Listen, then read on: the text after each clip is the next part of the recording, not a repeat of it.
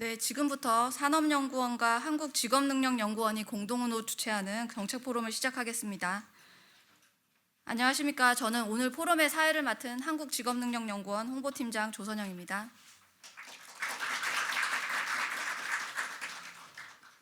이번 공동정책 포럼은 정부 출연 연구기관인 산업연구원과 한국직업능력연구원이 관련 정책의 주요 의제를 대내외 전문가 및 관계자 그리고 국민과 함께 공유하고 논의하기 위해 마련한 자리입니다. 이번 정책 포럼에서는 트럼프 2기 대한민국 산업정책 및 인재정책을 그리다를 주제로 다양한 이슈에 대해 논의하고 해법을 찾고자 합니다. 발표자 및 토론자분을 포함해 바쁘신 가운데 현장에 참석해 주신 모든 분들께 감사드립니다. 이번 포럼의 녹화 영상은 한국직업능력연구원 공식 유튜브 채널에도 탑재할 예정입니다. 향후 많은 관심을 부탁드리겠습니다. 포럼 자료집은 한국직업능력연구원 홈페이지에서 다운로드 가능하십니다. 참고로 한국직업능력연구원은 정책과제 제안을 수시로 받고 있습니다. 관심 있으신 분들의 많은 제안을 부탁드리겠습니다. 그럼 포럼을 시작하기에 앞서 국민의례가 있겠습니다. 모두 단상의 태극기를 향해서 일어서 주시기를 바랍니다. 국기에 대하여 경례. 바로 모두 착석해 주시길 바랍니다.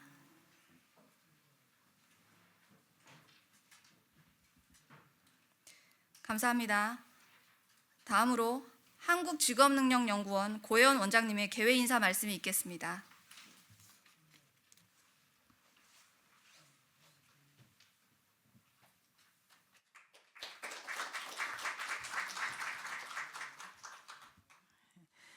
안녕하세요. 한국직업능력연구원 원장 고혜원입니다. 정말 완연한 이제 봄이 됐는데요. 오늘 이렇게 공동 정책 포럼에 참석해 주셔서 진심으로 감사드립니다.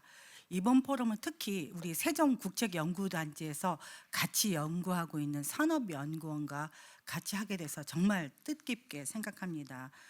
산업연구원은 우리 원은 아니지만 산업연구원은 잘 아시다시피 국내와 글로벌 산업 통상 분야를 연구하고 있고, 저희 한국직업능력연구원은 직업능력 개발 그리고 인재정책 관련 연구를 수행하고 있습니다.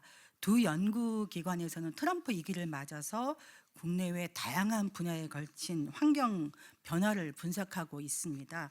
정확한 분석 결과를 통해서 현실을 진단하고 향후의 대응 방안을 모색하는 데 오늘 그 공동 정책 포럼의 목적이 있습니다. 이번 공동 정책 포럼의 주제도 양기관이 좀 고민을 많이 했는데요. 트럼프 2기 대한민국 산업 정책 및 인재 정책을 그리다, 이렇게 정했습니다.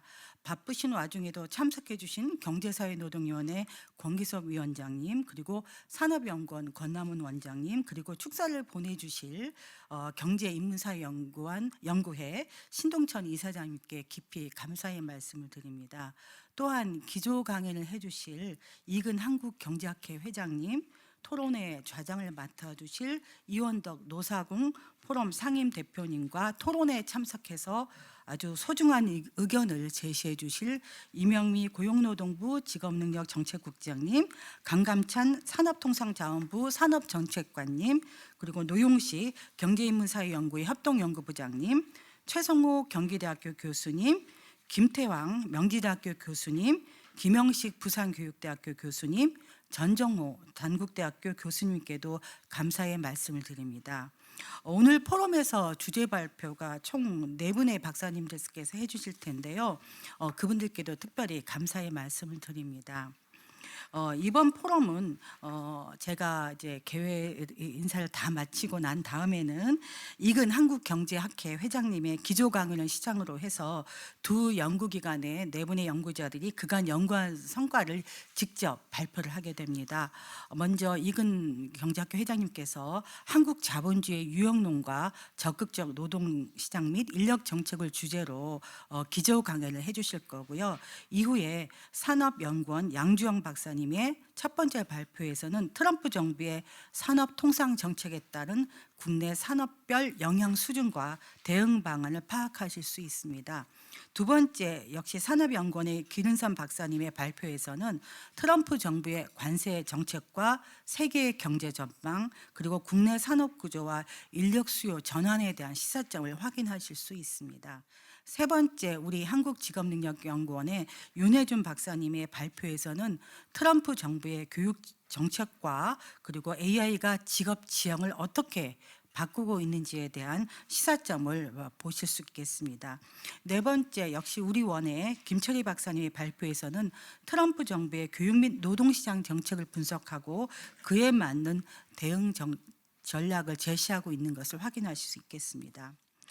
오늘의 발표 내용을 토대로 해서 여러분들이 많은 정책 과제를 제시해 주시면 그 사이에 또 우리가 또 새로운 대응 방안을 맞이할 수 있는 기회가 되지 않을까 싶습니다.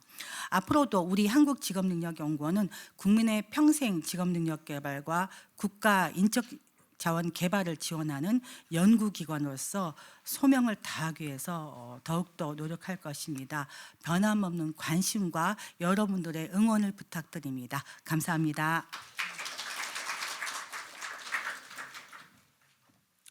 네, 원장님 감사합니다. 다음으로 산업연구원 권남훈 원장님의 환영사 말씀 있겠습니다.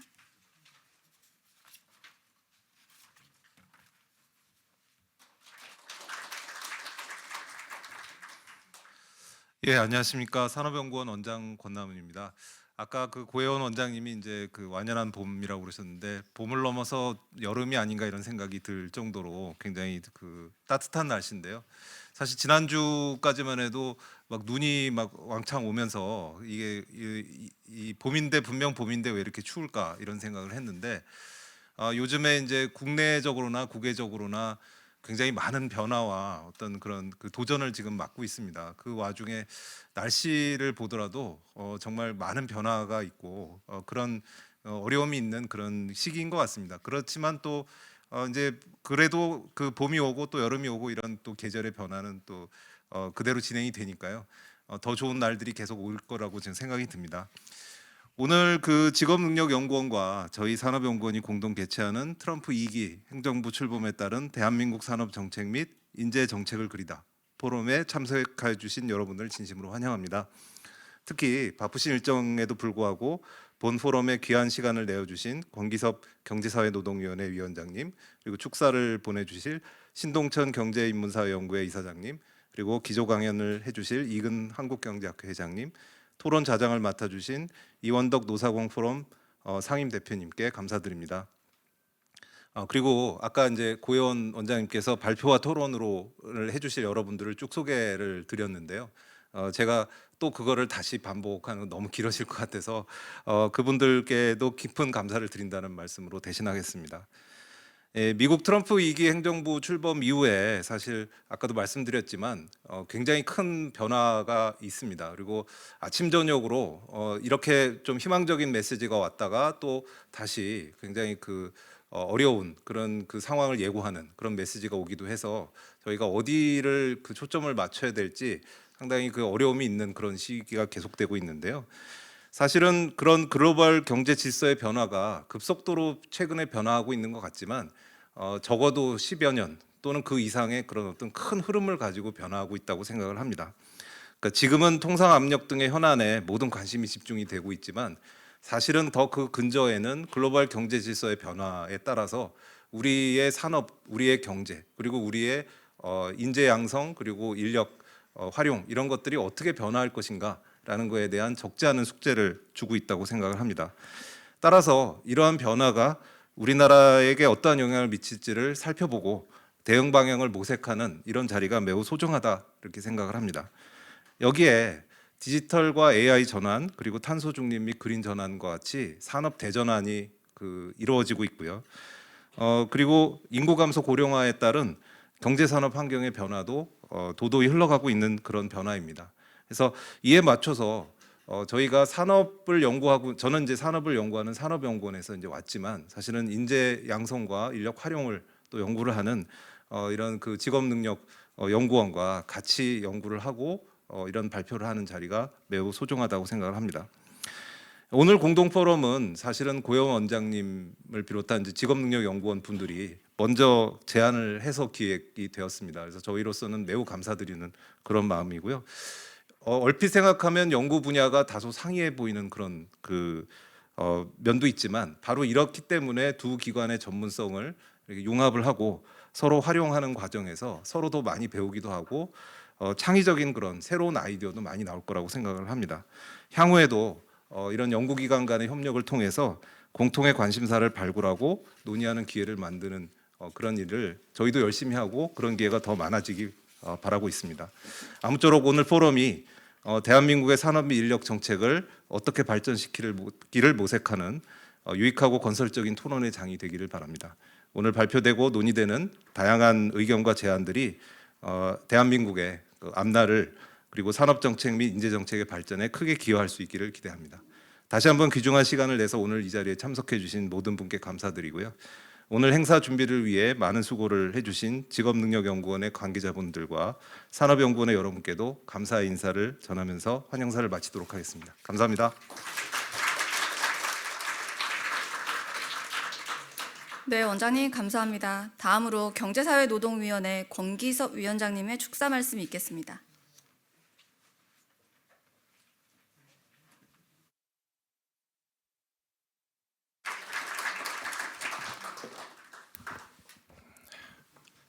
네, 안녕하십니까. 경제사회노동위원회 위원장 권기섭입니다. 오늘 트럼프 2기 대한민국 산업정책 및 인재정책을 그리다라는 주제로 산업연구원과 한국직업능력연구원의 공동정책 포럼이 개최된 것에 대해서 진심으로 축하를 드립니다. 뜻깊은 자리를 만들어주신 고혜원 한국직업능력연구원 원장님과 그리고 권남은 산업연구원 원장님, 그리고 귀중한 시간을 내서 참석을 해주신 이근 한국경제학회 학회장님, 그리고 이원덕 노사공포럼 대표님을 비롯한 발표자, 토론자, 관계자 여러분들께도 깊은 감사의 말씀을 드립니다. 국내 정치적 불확실성이 이제 계속되고 있는 가운데 세계 경제와 국제 정세는 급변을 하고 있는 것 같습니다. 특히 미국 트럼프 행정부의 2기 통상 산업 정책은 이제 보다 강력한 보호무역주의와 자국 산업 중심의 재편을 예고하고 있기도 합니다. 이러한 정책 변화는 글로벌 무역 질서와 공급망 구조를 근본적으로 변화시킬 것으로 예상을 하고 있습니다. 반도체, 자동차, 그리고 조선, 2차 전지, 철강, 바이오 등 우리나라 주력 산업과 또 한국 경제에도 새로운 도전과 기회가 아마 직면을 하고 있다고 생각을 하고 있습니다. 특히 인공지능의 도입과 확산에 따라서 기존 직무가 재편이 되고 또 새로운 형태의 직업이 출현함에 따라서 AI와 공존을 위한 인재 양성과 교육의 전환도 시급한 상황입니다. 산업 정책과 인재 정책은 국가 경쟁력을 결정하는 핵심 요소라고 생각을 하고 있습니다. 결국 우리의 산업 구조를 더욱 혁신적으로 전환을 하고 또 미래의 산업을 선도할 수 있는 인재를 육성하는 것이야말로 현재와 같은 복합위기 시대에 국가의 생존과 성장을 담보하는 유일한 방법이 될 것입니다. 모든 국민이 자신의 역량을 최대한 발휘할 수 있는 환경을 조성하고 또 산업 현장에서 요구하고 있는 실질적인 기술 그리고 지식을 갖춘 인재를 양성해야만 갈수록 치열해지는 글로벌 경쟁에서 살아남을 수 있을 것입니다. 오늘 포럼에서는 여러 전문가들께서 여러 가지 복합 위기를 극복하고 또 이러한 우리 경제의 지속 가능한 성장을 위한 여러 가지 실천 가능한 해법을 논의해 주실 것으로 기대를 하고 있습니다. 저희 경제사회노동위원회도 산업 전환과 인력 수요의 변화에 발맞춰서 미래지향적이고 창의적인 인재 육성 그리고 재교육 전략 마련을 위한 노사정 사회적 대화에도 적극 나서도록 그렇게 하겠습니다. 다시 한번 귀중한 자리를 마련해 주신 모든 분들께 감사드리고 또 참석하신 모든 분들의 건강과 건승을 기원하겠습니다. 감사합니다. 네, 위원장님 감사합니다. 다음으로 경제인문사회연구회 신동천 이사장님께서 보내주신 축사가 있겠습니다. 바쁘신 일정으로 인해 영상 축사로 대신하겠습니다. 안녕하세요. 경제인문사회연구회 이사장 신동천입니다. 먼저 산업연구원과 한국직업능력연구원의 공동정책포럼 개최를 축하드립니다. 이번 정책포럼을 공동으로 준비하신 고혜원 원장님과 권남은 원장님 그리고 관계자 여러분께도 감사를 드립니다. 아울러 바쁘신 가운데 행사 현장에 직접 참석해 주신 내외빈들께도 감사의 말씀을 드립니다. 산업연구원은 국내외 산업과 무역통상 분야를 서로 연계하여 전문적으로 연구하는 국책연구기관입니다. 한국직업능력연구원 역시 정부 출연 연구기관으로서 직업 능력 개발 및 인재 정책에 대한 연구를 수행하고 있습니다. 이번 공동정책 포럼은 양 기관의 축적된 연구 역량을 바탕으로 현 시점의 국내외 환경 변화를 분석하고 미래 대응 방안 도출을 위한 이슈를 발굴하는 데 목적이 있습니다. 오늘 포럼의 주제는 트럼프 2기 대한민국 산업정책 및 인재정책을 그리다입니다. 현재 우리나라뿐만 아니라 세계 각국이 트럼프 행정부의 정책 기조에 촉각을 곤두세우고 있습니다. 각 분야의 전문가들도 이러한 추세를 고려하여 적극적으로 논의를 추진하고 있습니다. 이번 포럼은 이와 관련하여 산업정책과 인재정책 분야에 집중하여 현안을 검토하는 자리입니다. 산업정책에 대한 논의를 이끌어줄 산업연구원은 글로벌 산업 환경 변화에 대응하여 대한민국 산업이 경쟁력과 체질을 강화할 수 있도록 산업 전략 방향을 제시하는 연구를 추진해 왔습니다. 한국직업능력연구원은 저출생 고령화에 따른 미래형 직업능력개발 연구 등을 통해 인재정책 차원에서 국내외 경제사회적 환경 변화에 따른 대응 방안을 모색하고 있습니다. 오늘 양 기관이 공동정책 포럼을 통해서 그간의 고민과 도출된 과제를 적극적으로 공유하고 해결 방안의 초석을 쌓아가는 것은 큰 의미가 있다고 생각합니다. 이번 포럼에서 심도 있는 논의가 이루어지기를 바라며 이어서 발표와 토론을 진행해 주실 여러 전문가께도 다시 한번 감사드립니다. 마지막으로 오늘 포럼 개최를 축하드리며 산업연구원과 한국직업능력연구원이 시대적 과제를 선도해 나가는 연구기관으로서 계속 발전하기를 진심으로 기원합니다. 감사합니다.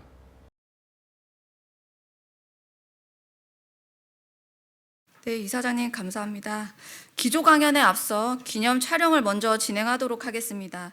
원장님 두 분, 권기석 위원장님, 이원덕 상임대표님, 이근 학회장님, 발표자, 토론자분들께서는 단상 앞쪽으로 이동 부탁드립니다.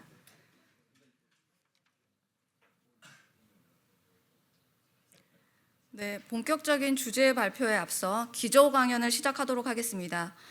한국경제학회 이근 학회장님께서 한국 자본주의 유형론과 적극적 노동시장 및 인력정책을 주제로 진행하시겠습니다.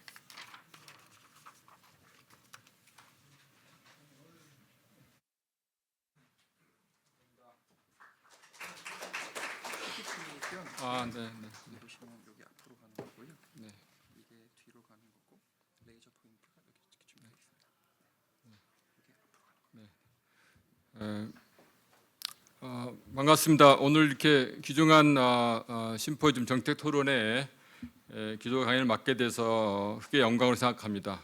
저는 사실은 원래 처음 그 접촉을 받을 때 그냥 가벼운 뭐 축사나 이런 거 할 줄 알았더니 보니까 역할 분담하다 보니까 제가 이제 강연을 맡게 된 것 같습니다. 네. 저는 사실 인력 이쪽에 많이 연구가 많지 않은데 제가 생각해 보니까 뭐 이런저런 얘기를 할 수 있을 것 같아서 좀 준비해 봤습니다. 그래서 제가 보는 큰 어떤 담론부터 시작해서 좀 미시적 접근까지 간단하게 설명드리겠습니다. 네. 오늘 큰 배경이 이제 트럼프 2기인 것 같은데 트럼프 2기는 특히 이제 1기 때 시작된 탈세계화에 이어서 2기에는 글로벌 자유주의가 굉장히 이제 퇴각하고 있다 이런 식으로 지금 요약할 수가 있겠습니다. 그래서 이 슬라이드에서는 탈세계화 흐름이 2008년 글로벌 금융위기, 그다음에 2016년 브렉시트, 19년 미중의 무역 갈등, 그다음에 팬데믹, 그다음에 그 이후에 G7 회의에서 글로벌 최저 법인세라든가 디지털세가 도입되는 것도 다 탈세계화 흐름이 되겠습니다. 그리고 가장 최근에 이제 러시아 우크라이나 전쟁 이후로 이 금융시장까지 이제 탈세가 되는 굉장히 큰 흐름이 진행되고 있습니다. 트럼프 2기는 사실은 1기 시작된 탈세계에 이어서 저는 크게 중요한 의미가 글로벌 리버럴리즘이 급격히 퇴하고 있다는 것이죠. 그래서 미국이 그동안 주장한 세계화 같은 것들을 하니까 중국만 덕을 보고 미국 산업은 러스트 벨트하고 있다는 그런 이제 인식이 커지고 있던 것이 이제 트럼프 2기의 어떤 정치적 환경을 대변하는 것 같습니다. 그럼 한국은 어떠냐? 한국은 1기 이후로 이제 미중 사이의 낀 구도를 많이 썼는데 저는 최근에 좀 바꿔서 이제는 미중을 각각 대체해야 되는 더 어려운 구도로 바뀌고 있다라고 파악하고 있습니다. 그래서 1기에는 기회요인과 위험요인이라는 이해득실이 좀 이렇게 산업별로 엇갈렸다면은 지금 상황에서는 무슨 미국발 쇼크가 미국발 공동화, 다시 말해서 미국발 그 관세에 대항하다 보니까 한국에서의 물량을 줄이고 미국 물량을 높여야 하는 그런 식의 어떤 대응이라는 것은 바로 산업 공동화를 측면이 있다는 것이고, 그다음에 중국발 공동화는 중국이 미국 견제로 내수가 어려워지고 그러니까 주변 나라로 물량을 이제 덤핑 수출하면서 한국이 직격탄을 맞으면서 한국의 여러 산업들이 철강, 석유화학 등 어려워지는 것도 사실은 한국 산업의 공동화 그 현상이라고 볼 수 있겠죠. 그래서 두 개의 큰 강대국의 공동화가 한국이 처했다는 것이죠. 그래서 더 엄중한 상황이라는 것이죠. 그래서 요약하면은 미국발 공동화가 있고 중국발 공동화가 있고, 원래 한국발 공동화는 노동력 감소 및 노령화라는 것이죠. 그다음 최근에 이 정치 상황에 따라서 정치적 공동화까지 우리가 지금 맡고 있는 굉장히 좀 엄중한 상황인 것 같습니다. 이런 상황에 대해서 더해서 그 전부터 우리가 채워온 사항이 있었는데요. 그것은 뭐냐면은 저는 항상 말한 것이 두 가지 벽과 한 가지 추세가 있다. 첫 번째 벽은 우리나라가 1인당 소득 PPP 기준으로 때 엄청난 추격해서 일본을 추월했습니다. 그래서 그림 보시면 한국이 일본보다 높죠. 벌써 이것이 몇 년 전부터 그런 것인데, 근데 일본이 보시면은 미국 대비 70%에 도달한 이후로 2000년에 20몇 년 동안 계속 70%에서 못 나가고 멈춰 있는, 떨어지고 있는데, 한국도 잘못하면 일본처럼 이 70% 부근이 하나의 그 못 넘는 벽이 될 수 있다는 어떤 그런 어떤 우려를 우리가 해야 할 것 같습니다. 두 번째 벽은 세계 전체 사람 비중 면에서 한국이 2%를 못 넘고 있습니다. 한 20몇 년 동안. 그래서 2000년대 후반, 2010년 중반에 잠시 2% 가까이 갔다가 지금 이제 1.8% 정도로 해서 7%에서 떨어지고 있습니다, 오히려. 그래서 그다음에 국가 순위도 10위까지 갔다가 지금 12위로 하락하고 있단 말이에요. 그래서 세계 전체에서 한국 차지하는 비중이 2% 또는 10위권을 지금 밑으로 위로 못 가고 있다는 것도 하나의 큰 중요한 어떤 벽이라고 생각합니다. 그리고 한 가지 추세는 잠재 성장률이 5년마다 1%포인트 하락하는 그런 이 상황을 우리가 역전시키지 못하고 있다는 얘기입니다. 이런 것들이 이제 한국 경제의 엄중한 거시적 상황이라고 되겠습니다.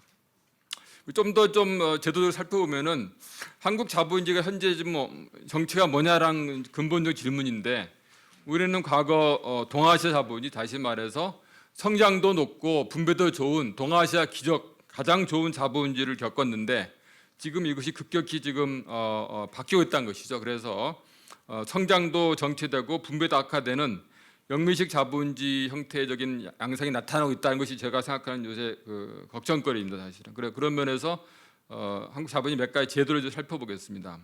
그래서 왼쪽 편은 우리나라하고 미국의 성장률인데, 위에 그 두 나라가 일본과 한국인데 계속 하락하면서 미국과의 격차가 지금 줄어들고 있는 것이죠. 그래서 성장률이 이제 미국보다 떨어지는, 지금 올해 1.5% 미국보다 낮은 것인데 미국식으로 수렴하고 있고, 오른쪽 편은 진위 계수는 한국이 괜찮은데 탑 10% PKT 이후로 쓰는 탑 소득자의 비율을 보면은 맨 위에 있는 것이 미국이 45% 넘는데 그 다음에 한국입니다. 그리고 그 다음에 일본이에요. 그런 면에서 분배 면에서 한국이 굉장히 지금 급속히 지금 안 좋아지고 있다. 그래서 성장 하락과 분배 악화라는 것이 바로 한국이 현재 처한 한국 자본주의의 큰 문제라는 것이죠. 그래서 그런 면에서는 지금 영미식으로 수렴하고 있지 않나, 이런 식의 어떤 가설을 상할 수 있는 상황이라는 것이죠. 그래서 제가 다른 논문에서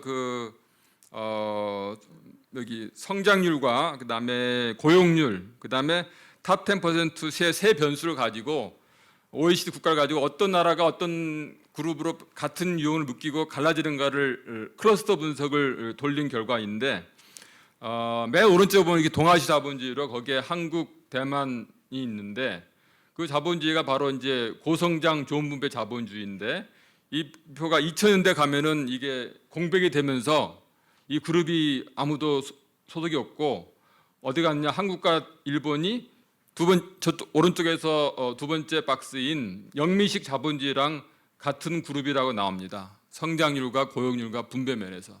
그래서 즉 뭐냐, 동아 자본주의가 끝났고 한국과 일본이 영미 자본주의로 비슷했단 말이죠. 그리고 대만은 어디 가냐, 대만은 맨 왼쪽, 이쪽이 주로 북구 자본주의 블락입니다. 그래서 그다음에 가운데가 이제 이쪽 부분이 대륙 자본주의, 조정된 자본주의고, 북극이 이제 믹스 혼합 자본주의고, 맨 왼쪽이 조정된 자본주의, 그다음에 영미식 자본주의가 리버럴 마켓 이코노미고, 이쪽 동아시 자본주의인데, 그래서 이 세 지표를 볼 때 이 클러스터 분석 결과에 의하면 한국과 일본이 영미식으로 수렴했다라고 이제 말할 수 있는 하나의 그 통계적 근거가 되겠습니다. 그리고 그 이유는 한국, 일본 다 한국은 외환위기를 겪고 일본도 버블 붕괴에 따라서 영미식 자본이 대입함에 따라서 그리고 투자율이 하락하면서 저투자 저성장이라는 것이 정착이 됐단 말이죠. 반면에 대만은 위기를 안 겪어가지고 좀 더 스무드하게 북구시로 가는 것 같습니다. 그리고 외국인 지분이 가장 낮다가 가장 높아지면서 그것과 반비례하게 투자가 하락하는 그런 현상이 나타났단 말이죠. 그래서 현재 우리나라 배당률이 낮다곤 하지만은 우리나라 우량 기업들은 배당률이 이미 미국과 비슷한 수준으로 주고 있다는 면에서 배당과 재투자, 노동자 보너스 간의 어떤 새로운 균형이 좀 요구된다고 하겠습니다. 그래서 한국이 영미시로 갔다라고 말을 하면은 어떻게 한국이 영미시로 갔다느냐, 많은 제도 차이가 있단 말이죠. 노동시장이라든가 또는 재벌구조. 그래서 제가 좀 더 살펴보면서 이 가설이 맞는 것인지 한번 살펴보려 합니다. 그래서 첫 번째로는 각종 사회적인 지표를 봤습니다. 여기서 네 가지 변수로 역시 똑같은 클러스터를 해봤는데, 출산율, 이혼율, 범죄율, 수명률을 가지고 돌려봤더니 이게 클러스터 분석 결과표인데, 맨 오른쪽에 미국이 아웃라이어고 그 옆에 그룹이 이탈리, 스페인, 한국, 일본이 같은 그룹입니다. 이 그룹이 뭐냐? 이 그룹이 출산율도 낮고 이혼율도 낮고 범죄율도 낮고 최장기 수명, 기대 수명입니다. 어떤 면에서 굉장히 좋은 자본주의 같기도 해요. 여기 출산율만 빼놓고는. 그래서 저는 이거를 이제 안전한 자본주의라고 명명해 봤는데, 그래서 이 표가 이제 그 그룹별로 데이터인데, 맨 밑에가 이제 남부 유럽과 한국, 일본인데, 안전한 자본주의인데, 우리가 보통 선망하는 북구가 맨 위에 있는데, 북구는 굉장히 이혼율이 높고 범죄율도 상당히 높아요. 그래서 이쪽이 아주 해부는이라고 말할 수는 없는 것 같습니다. 이혼율도 높고. 그래서 이쪽이 굉장히 좋은 자본주의라고 많이 읽혀지는데, 그쪽이 또 이렇게 아주 이상적인 자본주의인 것만은 아니라고 할 수 있는 것이죠. 그 다음 지표는 이제 남녀 간 임금 격차, 노동 시간 같은 걸 돌려보면은 한국이 혼자 있죠. 한국이 아울라예요. 극단적으로 노동시장이 길고 임금 격차가 커가지고 한국이 아무 나라도 같지 않습니다. 예. 그래서 이건 한국 자본주의 굉장히 좀 안 좋은 상황인데, 그래서 여기 보면은 여기서 이제 북구는 굉장히 노동시장도 적고 남녀 격차도 적고 해서 굉장히 좀 이상적인 자본주의 모습을 좀 보여주고 있습니다. 그리고 한국이 맨 끝에 아웃라이어 극단적인 지금 노동시장과 남녀 임금 격차가 나오고 있는 것이죠. 자살률도 높고. 그다음에 다른 노동시장 지표를 보면 여기서 보면 이쪽 그 맨 오른쪽에 유니온 덴시티, 유니온 그 커버리지는 한국이 굉장히 낮아가지고 여기서는 영미시랑 비슷해요. 반면에 북구식은 여기 보시면은 뭐 50점 몇 프로 넣어가지고 굉장히 노동시장 노동 조용률이 높죠. 그다음에 컬렉티브 바게닝 커버리지도 한국이 영미식 비슷하게 좀 낮은데 북구는 굉장히 뭐 엄청 높단 말이죠. 반면에 적극 노동시장에 대한 지출 왼쪽에 세 번째 박스 보면 LMP의 비율은 한국이 영미식과 북구식의 중간쯤 합니다. 한국이 한 0.36% GDP에 반면에 미국은 0.1% 거의 안 쓰고 있고 북구는 뭐 0.1 북구는 1% 정도 많이 쓴단 말이에요. 그래서 한국이 노동시장 지표 면에서는 어떤 거는 영미식 비슷하고 어떤 거는 북구식 비슷하고 이런 식으로 좀 왔다 갔다 합니다. 사실은. 그리고 적정 노동시장 지표를 좀 더 디테일하게 보면은 수단별로 보면은 트레이닝 이 한국의 GDP 지출 비용이 0.06%로 해서 북구 맨 밑에 있는 0.2% 굉장히 낮죠.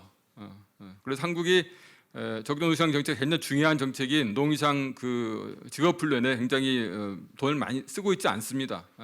반면에 어디에 돈을 쓰느냐?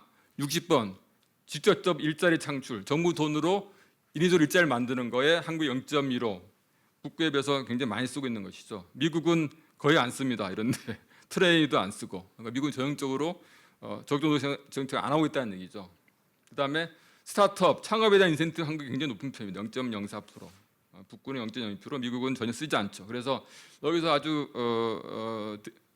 뚜렷하게 이런 적정 노동시장 정책에서 한국은 영미식과는 다르고 그래도 북구식을 지향하는 것 같은데 정부의 한 인위적 일자리 창출에 너무 많이 돈을 투입하고 있고 반면에 트레이닝이라든가 또는 일자리에 떨어질 때 나온 보조 같은 거는 한국이 좀 약한 편입니다. 그래서 이런 면에서 좀 더 그 적정 노동시장 정책에 대한 총량보다는 구성을 좀 더 생산 친화적인 쪽으로 바꿔올 필요가 있다고 생각합니다. 그래서 정리하면은 한국 자본주의가 어떤 거시 지표로 보면은 영미식으로 가는 것 같은데 성장률이라든가 분배. 근데 또 사회 지표로 보면은 남부 유럽과 같기 굉장히 그 좋고 아주 뭐 안전한 자본주의 좋은 것 같은데 노동시장 일부 지표는 너무 과다한 임금 남녀 격차라든가 장애 노동시장이 있고 반면에 적정 노동시장 정책에서는 영미식과 북구식의 중간쯤 되는데 정책의 지향은 북구식으로 가는 것 같은데 좀 부족한 면이 보인단 말이죠. 특히 트레이닝에 대해서 직업 능력 개발에 덜 쓰고 있단 말이죠. 네, 그래서 제가 정리한다면은 한국이 그래서 저는 쓴 말이 디버징 컨버전스, 그러니까 소득 수준은 이제 북구 선진국 수준에 도달했는데 여전히 선진국 특정 자본주의하고 똑같은 면은 없고 계속 다르단 말이죠. 그래서 동아 자본주의 2.0을 할지 아니면은 뭐 디버징 컨버전스 이런 말 쓸지 하여튼 그래서 한국 자본주의가 아직도 그 혼합 자본주의로서 어떤 특정 서구 자본주의랑 똑같지는 않고 나름대로 어떤 다른 자본주의를 하고 있는 것 같고 이상적으로 말한다면은 우리 한국 자본주의 재창조한다면은 미국식의 혁신성을 계속 담보하고 그다음에 남부 유럽식의 안전성을 담보한 다음에 좀 더 북구식으로 유연 안정한 플렉시큐리티한 노동시장 쪽으로 좀 더 가면은 뭐 굉장히 좀 괜찮은 자본주의가 가능할 거 보는데 현재 가장 어려운 부분이 저는 이 플렉시큐리티, 적정 노동시장 정책인 것 같아요. 노동시장을 유연하게 하면서도 안전하게 하는 이 부분이 지금 둘 다 어려운 것 같아요. 지금 유연하지도 않고 안전하지도 않은 자본주의입니다. 그런데 이쪽으로 가고 있는데 굉장히 좀 정치적으로 여러 곤란이 있는 것 같습니다. 예를 들면은 우리나라 낮은 여성 고용률인데 이게 왼쪽 여성 고용률 표인데 이게 한국의 가장 유명한 이 M자 구호입니다. 이 프라임 에이지 3, 40대에서 노동 고용률이 제일 낮아 한국이. 그다음에 일본입니다. 바로 이제 반면에 가장 높은 나라 북구는 여성들이 고용률이 높단 말이죠. 그래서 이쪽은 아까 보면 출산율도 높고 일자리 고용도 많이 참여하고 그렇단 말이죠. 그래서 부족한 이유는 결국 한국이 사회 서비스, 출산, 육아, 보육 서비스 약하기 때문에 특히 임금 격차가 심하기 때문에 남녀 간의 노동 교육이 낮은 것이죠. 그래서 이쪽이 필요한 것 같고 이걸 하기 위해서는 이쪽에 고용이 많이 돼야 되는데 특히 오른쪽 편은 뭐냐면은 이쪽 출산, 육아, 보육을 담당하는 사회 서비스 노동의 비중인데 한국이 굉장히 낮습니다. 오른쪽 몇 가 있죠. 그래서 이런 노동은 생산적 사회 서비스인 동시에 또 복지이기 때문에 바로 그 성장 제한적인 복지 정책이 되겠는데 이런 것도 좀 더 많이 하는 것이 한국이 좀 더 건강한 자본주의로 재탄생할 수 있는 하나의 좋은 중요한 정책이라고 생각합니다. 네, 이상 마치겠습니다. 네, 감사합니다.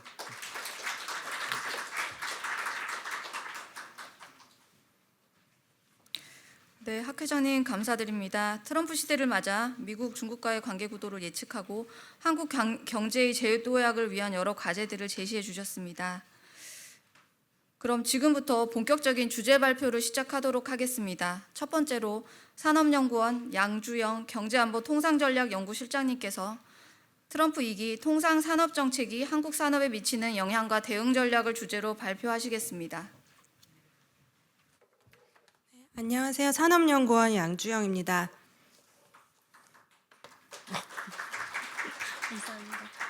네, 제가 오늘 발표드릴 주제는 트럼프 2기 통상산업 정책이 한국 산업에 미치는 영향과 대응 전략이라는 주제로 현재 미국 신정부의 정책 방향이 한국 산업 전반에 어떤 영향을 미칠지 그리고 우리가 어떻게 대응해 나가야 될지를 논의해 보겠습니다.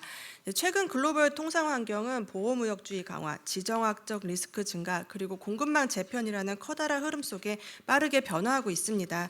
그중에서도 미국의 정책 변화는 우리 산업에 직접적이고도 구조적인 영향을 미치기 때문에 심도 있는 검토와 대응이 필요합니다.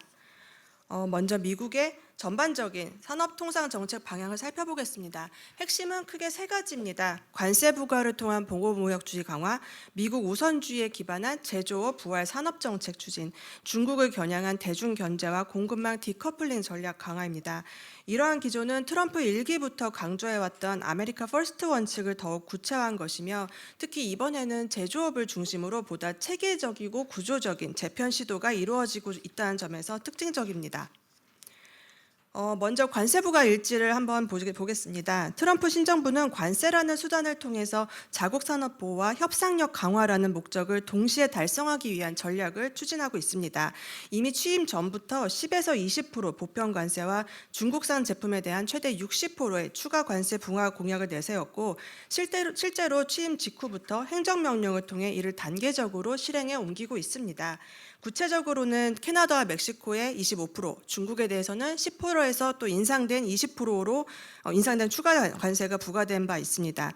또 철강이나 알루미늄 제품은 모든 국가에 대해서 25% 관세가 적용이 되었고 향후 유럽산 와인, 캐나다산 에너지 수입품 등에 대해서도 관세 인상이 예고되어 있습니다.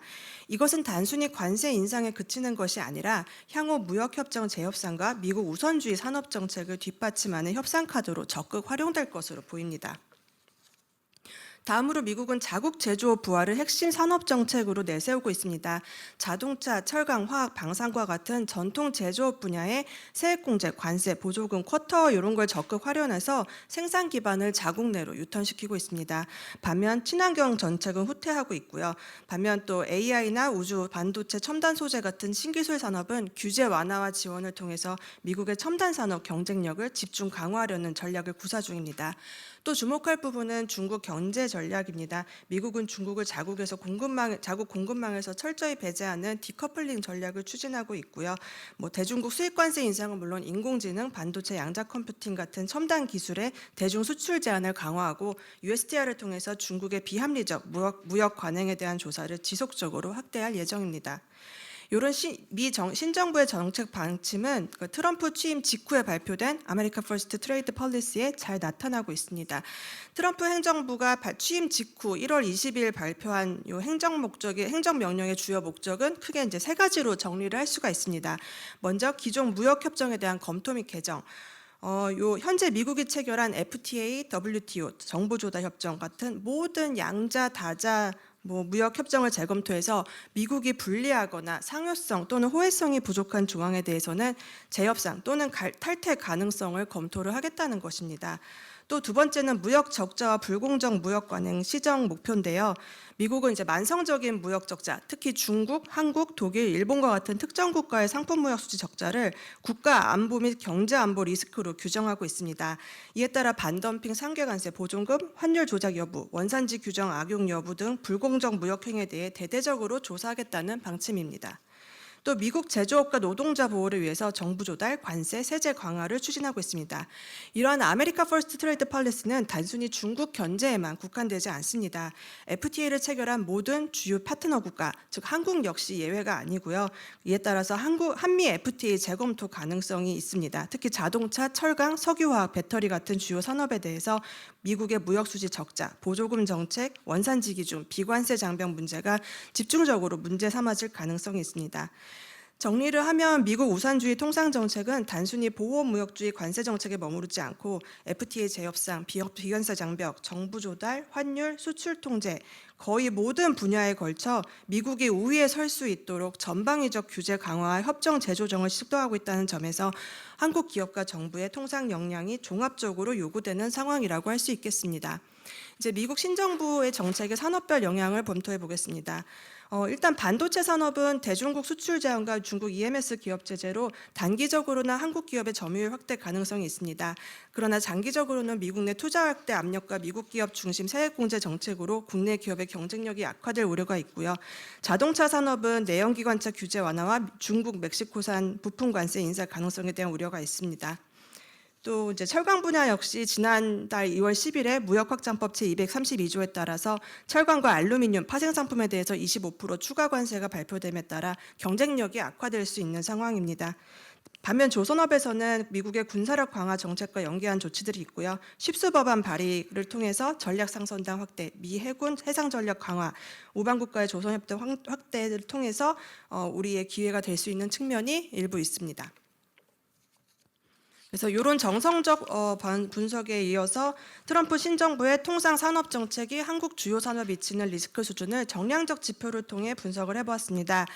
요거는 이제 정성적 전망에 그치지 않고 한국 간 미국 간 실제 수출입 구조, 시장 점유율, 관세 민감도, 공급망 대체 가능성 등을 데이터 기반을 통해서 구체적으로 평가한 것입니다. 먼저 리스크 분석에 활용한 주요 평가 지표는 다음과 같습니다. 먼저 한국의 산업별 대미 수출 비중을 봤습니다. 요거는 이제 각 산업이 미국 시장에 얼마나 의존하고 있는지를 보여주고 있습니다. 수출 비중이 높을수록 미국 정책 변화에 민감하게 반응할 가능성이 높습니다. 또 미국 내 한국 시장 점유율을 한국의 수입 점유율을 봤는데요. 한국 기업이 미국 시장에서 얼마나 경쟁력을 확보하고 있는지를 나타냅니다. 점유율이 높을수록 현재 미국에서 한국 기업이 경쟁력이 높다는 의미이기도 하지만 미국 내 현지 경쟁이나 관세 인상 시 피해 규모가 커질 수도 있습니다. 또 관세 부과 시 민감도를 측정을 했는데요. 보편 관세가 부과될 경우에 산업별 가격 경쟁력 저하 가능성을 평가한 지표입니다. 미국 시장 수요 감소 효과가 크거나 관세를 높게 부과받은 다른 국가들에 대해서 대체 관계가 낮은 산업일수록 민감도가 크게 나타나고 있습니다. 또 이제 네 번째로는 미국의 대체 공급망 확보 가능성을 봤고요. 그러니까 미국의 수입 집중도인데요. 미국 입장에서 특정 산업에 대해서 수입 집중도가 높으면 다른 수입국으로 쉽게 대체할 수가 있는지, 이게 한국 수입에 대한 수입 집중도가 높으면 현재 뭔가 미국이 함에도 불구하고 약간 단기적으로 대체하기는 어렵다는 의미가 될 수도 있고요. 아니면 다른 우리 경쟁국의 수입 집중도가 높다는 거는 그 경쟁국의 가격 경쟁력이 조금 악화가 됐음에도 불구하고 우리가 바로 대체될 수 있는 그런 가능성에 조금 한계가 있다고 볼 수가 있을 것 같습니다. 그리고 미국의 국내 생산 대체 가능성을 봤는데요. 미국이 국내 수요에 비해서 자체 생산 기반을 통해서 수입 의존도를 줄일 수 있는지를 보고 있습니다. 미국 내 생산 비중이 낮을수록 단기간에는 수출 해외 수입에 대한 의존도가 유지될 수 있을 것 같습니다. 그래서 이렇게 자동차와 자동차 부품 같은 경우를 보시면 자동차 부품이 관세 영향이 상당히 큰 것으로 나타나고 있고요. 자동차 완성차 경우에는 한국의 미국 수출도 대미 수출 의존도가 크고 미국 시장에서 한국 점유율이 큰 걸로 나타나는 데 비해서 관세 영향은 크지 않은 것으로 나타나고 있습니다. 이제 반도체와 2차 전지 같은 경우에는 또 이렇게 나타나고 있고요. 반도체는 이제 다른 산업에 비해서 그래도 상대적으로 국내 수출 기반이 좀 있는 편이고요. 2차 전지 분야에서는 한국의 대미 수출 의존도와 미국 시장에서의 한국 점유율이 커서 미국 시장의 어떤 산업 정책 변화에 대해서 영향을 많이 받을 가능성이 있습니다. 또 요거는 가전 및 무선 통신 기기를 나타낸 거고요. 이제 가전에서 한국의 대미 수출 의존도가 상당히 커서 관세 영향도 좀 나타나고 민감하게 반응을 하고 있습니다. 그리고 컴퓨터도 마찬가지고요. 그리고 이제 선박, 기계, 철강, 바이오 같은 경우는 좀 유사한 패턴을 나타내고 있습니다. 미국의 수입 집중도가 상당히 높은 걸로 나타나고 있고요. 그리고 일반 기계의 경우 한국의 대미 수출 의존도가 상당히 있고 특이한 점은 지금까지 본 산업들 같은 경우 반도체를 제외하고는 미국 수요 대비 미국의 생산 능력이 크지 않은 편입니다. 반면 이제 석유화학과 석유 제품 같은 경우에는 미국의 생산 능력이 상당히 높은 것으로 나타나고 있습니다.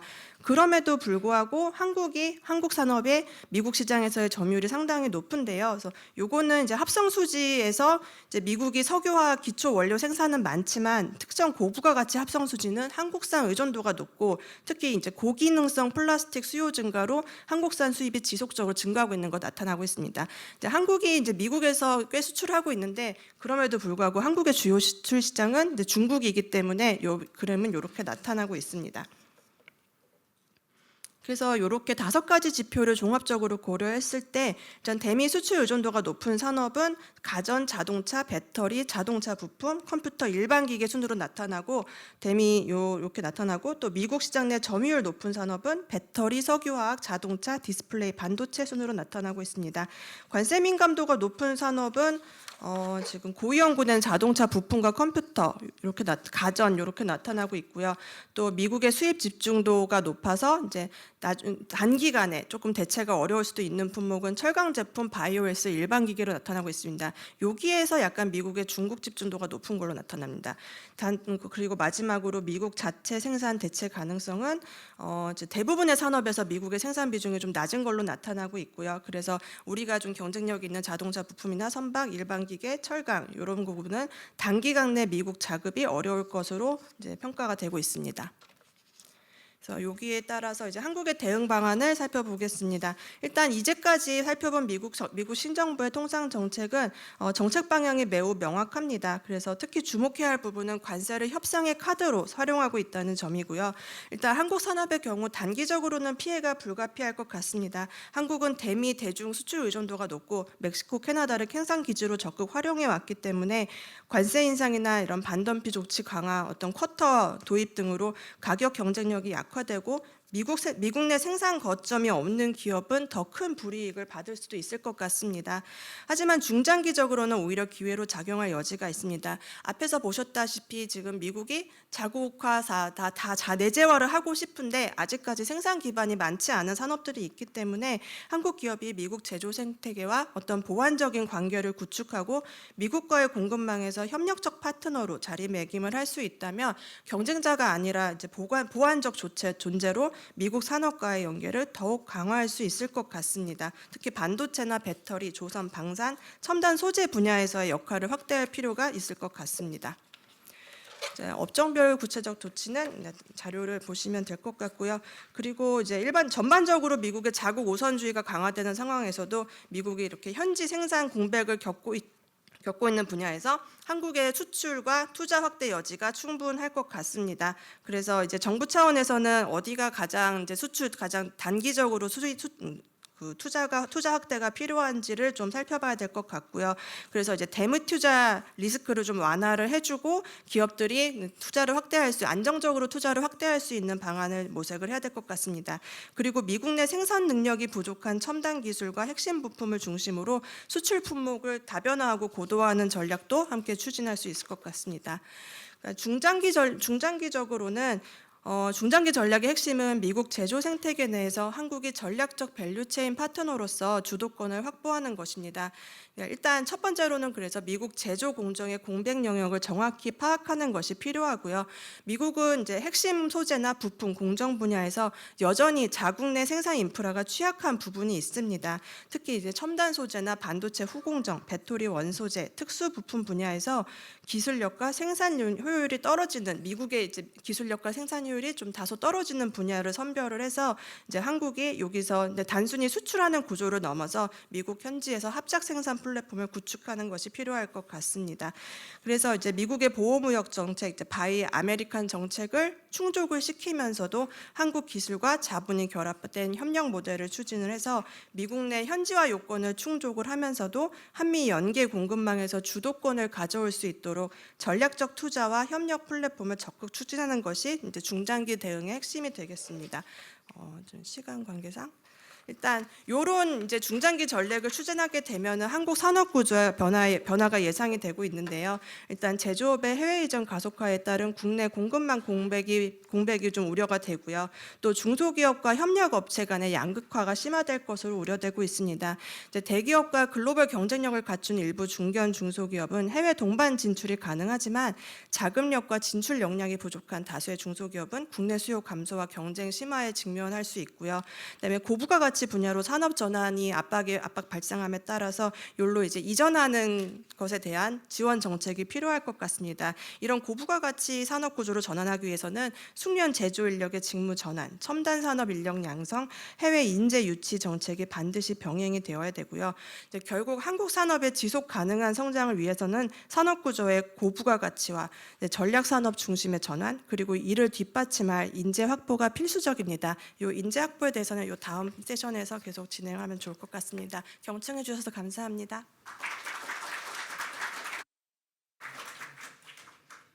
네, 대단히 감사합니다. 트럼프 정부의 산업 통상 정책에 따른 국내 산업별 영향 수준을 분석하고 향후 대응 방안까지 검토해 주셨습니다.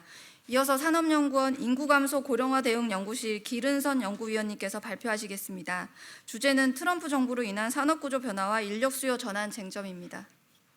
네, 안녕하십니까, 기른선입니다. 제가 좀 어려운 토픽을 맡았는데요. 시간이 정말 짧아가지고 그래서 이거를 좀 사실 여기서 언급하지 않은 수많은 중요한 것들도 있을 수 있지만 이거 요지만 좀 심플하게 전달을 하도록 오늘 발표를 좀 구성을 했습니다.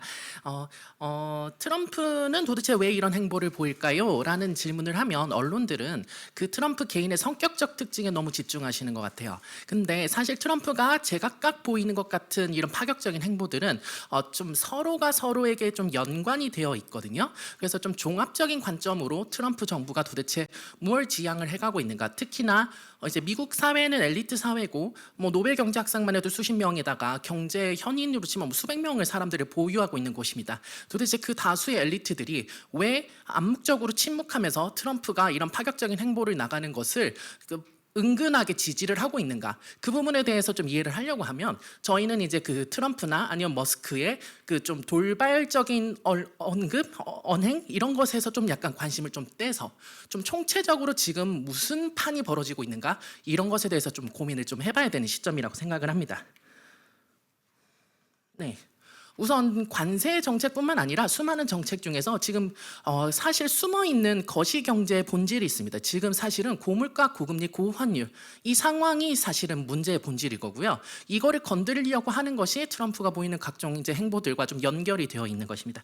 그리고 이제 관세가 나오면 이제 수요가 하락할 거라고 너무 이렇게 다급하게 걱정을 하시는데 앞에 양주영 박사님께서 뭐 기술력이라던가 뭐 여러 가지 측면에 있어서 꼭 그렇지 않을 수 있는 채널도 말씀을 해주셨지만 저는 거기에서 조금 더 나아가서 이게 가격이 중요한 상황이 아니다라는 것을 좀 말씀을 드리는 몇 가지 것들을 말씀을 드리겠습니다. 그리고 이제 최종적으로 미국이 지금 협상 테이블에 여러 가지 관세 카드를 꺼내면서 들고 오라고 하는 것이 뭐냐면은 직접 투자이거든요. 일자리 창출 부분에 대해서 이제 저희가 이제 어떤 그러면 좀 선택을 할 수 있는가 부분을 좀 언급을 해드리고요. 마지막으로 인력 양성에 있어서는 그럼 어떤 시사점이 있는가 이렇게 해서 마무리를 하도록 하겠습니다. 우선 코로나 회복기예요. 갑자기 러시아 우크라이나 분쟁이 발생했잖아요. 그래서 유럽으로 가던 천연가스 가격이 끊겼고 그 에너지 가격이 미친 듯이 올랐고 이제 곡물 가격 같은 것도 올랐습니다. 이게 뭐냐면 고물가가 시작이 됐어요. 이 고물가가 시작이 되면서 바로 이제 페드는 고금리를 했단 말입니다. 그리고 현재도 아직 물가가 높기 때문에 금리를 낮출 입장이 아니다라고 이제 선언을 하고 있어요. 이제 연준이라고 하는 곳은 원래 수정연방법상 unemployment와 inflation 두 가지를 신경을 썼어야 됐지만 사실 이제 보커 이후에는 이제 인플레이션만 잡는 것으로 갔고요. 뭐 헬리콥터에서 뭐 통화를 뿌려도 괜찮다고 말했던 뭐 버냉키까지. 그래서 통화 중심으로, 인플레이션 중심으로 좀 기조가 좀 넘어오긴 했습니다. 근데 지금 현재 상황에서 미국의 물가 상승은요, 에너지가 제일 크게 주도를 했어요. 천연가스, 가솔린, 전기, 이게 지금 저기에서 유달리 튄 것에 제일 이제 바깥쪽에 있는 것이 가솔린이거든요. 에너지가 이제 주도한 지금 인플레이션이 있는 상황에서 지금 환율이 계속 강달러로 가고 있는데 그게 무역 수지로 설명이 좀 안 되는 것 같습니다. 예를 들면 무역 적자 지속적으로 발생을 하면 환율 하락 압력을 발생을 시켜야 되는데 그러지 않고 최근 22년도 이후부터는 달러 환율이 금융이 주도하는 것처럼 보여요. 국채 금리가 주도하는 것처럼 보이거든요. 약간 이게 있는 상황에서 트럼프는 이제 뭐라고 생각을 하고 있냐면 고금리가 미국의 국채 금리를 띄워놓고 있고 그걸로 인해서 고환율이 유지가 되고 그게 고물가를 만들고 악순환이라고 생각을 하는 것 같습니다. 그래서 이거를 어떻게 지금 하려고 하고 있냐면 이제 몇 가지 언급들을 실제로 했었어요. 은행 규제와 관련해서 형편없었다라던가 제조 부흥을 뭐 이룰 것이다. 그다음 금리는 인하되어야 되는데 이거는 관세와 함께 진행될 것이다. 그리고 석유 가격도 인하할 것이다. 그리고 페드가 기준금리를 먼저 내릴 필요 없다. 우리가 저물가를 만들어냄으로써 페드는 따라오게 할 것이고 그 과정에 있어서 금융 규제를 건드릴 것이며 고금리 고환율 부분을 해결을 해서 이제 이 세 가지 방향이 밑으로 내려가도록 하겠다. 결국에 정책 기조가 뭐냐면요, 모든 것들이 서로가 서로 이렇게 엮여 있는 상황입니다. 에너지 공급을 확대하는 것과 저금리로 가게 하기 위해서 미국 금융사들이 미국 국채를 사는 비중을 이제 레버리지를 제한하는 거 그거를 풀 생각을 지금 하고 있고 그러면서 동시에 관세 정책도 이것과 함께 패키지로 간다라는 얘기를 하고 있어요. 이게 있는 상황에서 이거 하나는 그냥 좀 짚고 넘어가야 돼서 관세가 수요 하락으로 당연히는 이어지지 않습니다. 그 여러 가지 이유가 있는데요. 그거를 얘기를 하려면 이것에 대한 오해부터 좀 풀어야 돼요. 경제학의 가장 기본이라고 하는 걸 수요 공급 곡선이라고 생각하시는 경우가 있는데 근데 이거는 성립하기 위해서는 아주 강한 조건이 필요합니다. 다수의 소비자, 다수의 공급자, 아주 잘게 쪼갤 수 있는 물품의 그 분할 단위 그리고 물품이 동질적이어야 돼요.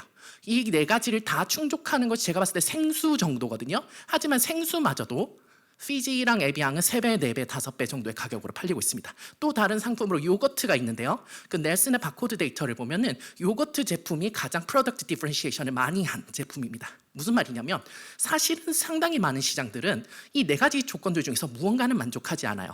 그리고 미국의 특징이 뭐가 있냐면 저희가 다수의 소비자라는 표현을 쓸 때 어떤 표현을 쓰냐면 내가 아이스 큐브를 바다에 던진다고 해서 바다의 해수면이 변하지 않는다는 표현을 써요.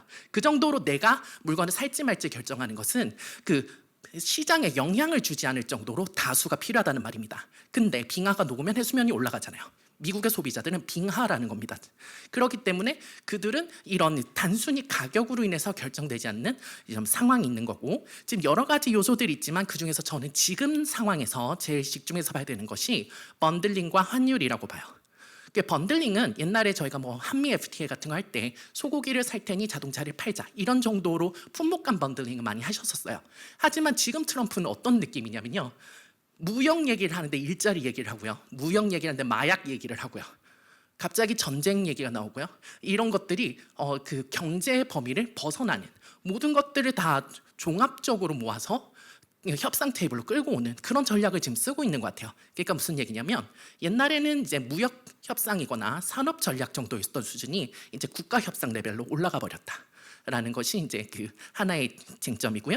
두 번째, 환율이 왜 지금 좀 중요한 상황인가 부분은 뒤에서 조금 더 자세히 설명을 하도록 하겠습니다. 우리나라는 수입이 여전히 원자재 중심이에요. 그리고 수출 품목을 만들기 위한 소부장을 구입하는 데 쓰고 있어요.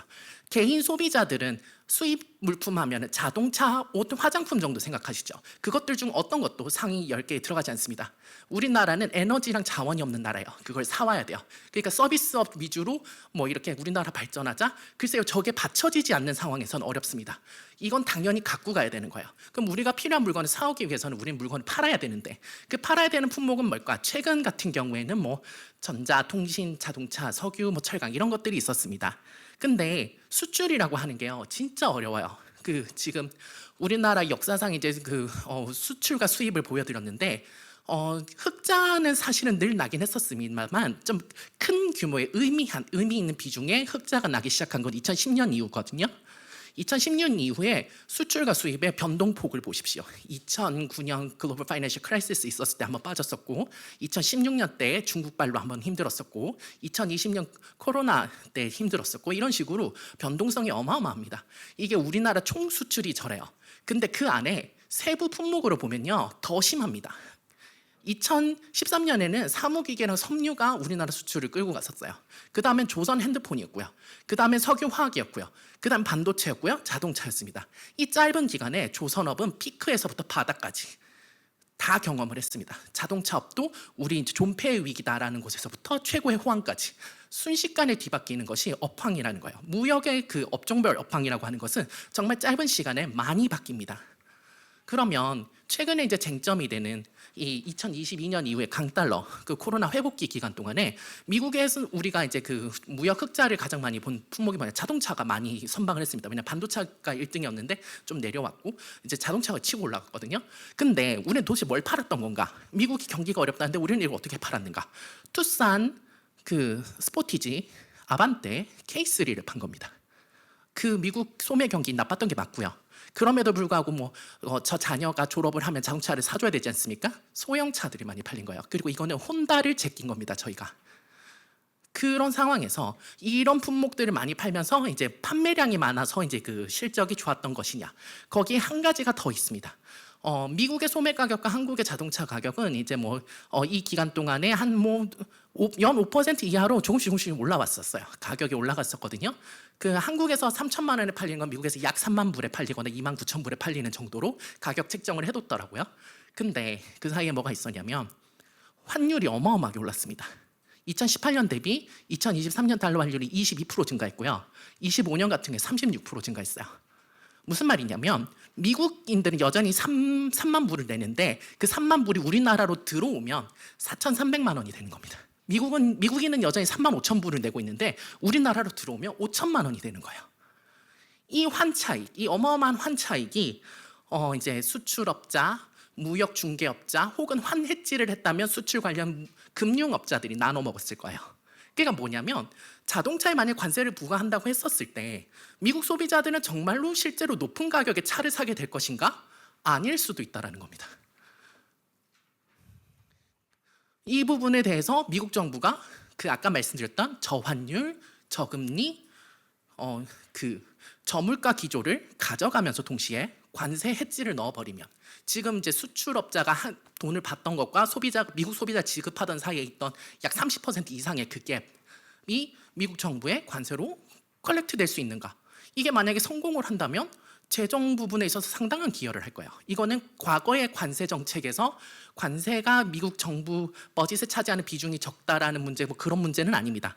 근데 이게 딱 봐도 어려워 보이죠. 근데 방향성은 이렇다는 겁니다. 만약에 진짜로 그들이 의도하는 대로 저금리, 저환율, 저유가 시대가 도래한다면 유불리가 조금씩 다르긴 합니다만 전반적으로 우리도 좋을 겁니다. 그 한동안 그 삼고 시대 때문에 숨통이 막혔던 기업들과 소비자들이 좀 좋아질 거고요. 우리 건설업 같은 경우도 상당히 어렵지 않습니까? 자동차 같은 경우에는 저 시대가 도래하면은 소형차 경쟁에서 제네시스 같은 이런 경쟁, 이런 럭셔리카 경쟁으로 넘어가면 되는 겁니다. 우린 늘 대응을 하는 거고요. 이런 식의 변화라고 만약에 이게 최종적으로 도래가 한다면 그냥 글로벌 호황기를 만들겠다라는 방식일 수도 있어요. 근데 한 가지 짚고 넘어가야 되는 건 이런 식의 막 급변이 발생을 하면요. 이게 누군가에겐 이득이고요. 누군가에게는 손해예요. 그래서 미국의 이 3고 부분에 있어서 좀 계층별로 온도차가 좀 있을 수 있다라는 걸 예시를 보여드리려고 그 소득을 이제 했는데요. 2019년 이후에 소득이 유의미하게 증가한 첫 해가 2023년이라고 이제 그 센서스 뷰러에서 발표를 했단 말이에요. 근데 거기서 백인이 5.4% 소득이 증가했고 흑인이 2.8% 증가했지만 히스패닉과 아시아는 증가하지 않았어요. 이거는 단순히 부익부 빈익빈이 얘기가 아니에요. 왜냐하면 평균 임금은 아시아가 제일 높고요. 히스패닉은 3등입니다. 근데 그게 뭐냐면 정치적 파워가 없는 사람들은 계층들은 이런 인플레이션이 발생했을 경우에 자기 임금을 효과적으로 높이지 못해요. 누가 실력자인지는 백인의 임금 증가분이 아주 높았다. 이 백인들은 그러니 실질적으로 이제 체감하는 고통이라고 하는 것은 좀 제한적이었을 수 있다. 이런 것들도 좀 말씀을 드리고 싶습니다. 그럼 이제 트럼프는 이거를 만들겠다고 정말 성역 없는 수단들을 쓰고 있거든요. 저는 거기서 좀 많이 놀랐던 것은 이제 젤렌스키와 만난 다음에 이제 전쟁 부분에 대한 종식 부분을 언급을 했다라는 것도 좀 상당히 좀 놀랐고요. 만약에 한다면 이제 러시아가 유럽에 다시 뭐 천연가스를 파이프라인을 통해 가지고 공급을 한다면 에너지 가격은 떨어질 거예요. 근데 그것 때문에 이걸 하진 않겠지만 연결은 되어 있다라는 겁니다. 그리고 이제 뭐 에너지 관련해 가지고 직접 이제 뭐 drill baby drill 얘기도 했었지만은 이제 공급 확대를 통해서 저유가를 가져가겠다는 기조도 상당히 많이 얘기를 했고요. 그다음에 이제 관세 부분에 대해서도 얘기를 했는데 아까 말씀드렸던 환율이 지금 무역 수지가 아니라 금융으로 주도가 되고 있기 때문에 지금은 무역 적자 해소를 위한 플랜을 갖고 와라는 얘기를 안 하는 거라고 저는 생각을 합니다. 일기 때는 모든 게 무역 적자 얘기였어요. 근데 지금은 톤이 좀 다르거든요. 그게 왜 그러냐면 그 환율 그 부분의 문제는 금융시장이 훨씬 더 좀 주도한다라고 지금 볼 수 있는 환경이고, 그래서 캐나다, 멕시코에 오히려 더 파격적인 관세 얘기를 했었던 것이었고, 그리고 그들에게 협상 테이블에 가져오라고 하는 대책은 마약에 관련된 대책과 불법 이민에 대한 대책이라고 얘기를 했었습니다. 그럼 우리나라에는 뭘 얘기를 했냐라고 했었을 때 나라에 일괄로 부과하는 관세 얘기는 이제 가능성이 거의 높지 않지만 품목별로 관세 얘기가 나왔고 철강 알루미늄에 대한 관세는 이미 좀 구체화가 됐단 말이에요. 이런 상황에서 그럼 협상 테이블로 무엇을 갖고 나오라고 얘기를 하고 있는 중이냐면 기업들의 일자리, 제조업 일자리를 갖고 오라라고 지금 얘기를 하고 있는 상황입니다. 네. 지금 시간이 없어서 제가 빠르게 좀 넘어갈게요. 삼성, LG, 현대, SK에게 100억 달러 이상의 이제 그 직접 투자를 좀 요청을 하는 중인데요. 오늘 현대가 200억 달러 이상의 투자를 발표를 했거든요. 근데 이거를 조금 기존의 수직적 FDI는 좀 약간 다르게 보셔야 돼요. 뭐가 있냐면 배터리 같은 경우에 미국에 진출하는 것을 보시면요, 협력사가 전부 다 미국 자동차 기업입니다. 이거는 시장 확대예요. 우리나라의 인건비를 줄이기 위해서 미국을 가는 게 아니에요. 미국은 가면은 인건비 최소한 7만 달러 줘야 되거든요. 우리나라 인건비보다 더 높아요.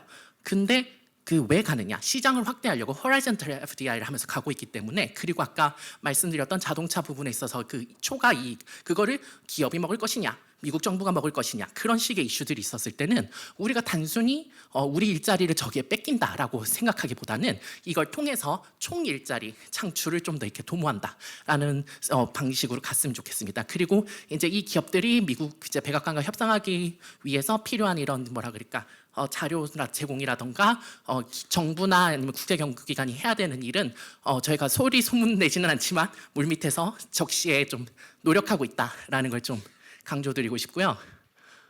그럼 인력 수요에는 어떤 영향이 있을까라는 걸 보면요, 미디어크라는 살아남지 못합니다. 우리나라 왜 소나타는 안 팔렸어요? 투싼은 잘 팔리는데 소나타는 왜 안 팔렸을까요? 라는 얘기가 나오기 시작하면 디자이너, 엔지니어링, 그다음에 경영 전략, 그러니까 초엘리트 분들의 좋은 전략이 필요합니다. 그래서 그 시장에서 상품이 많이 팔리면 실제로 생산을 하는데 수많은 일자리가 연계되는 건데요. 이제 경쟁이 더 어려워졌습니다.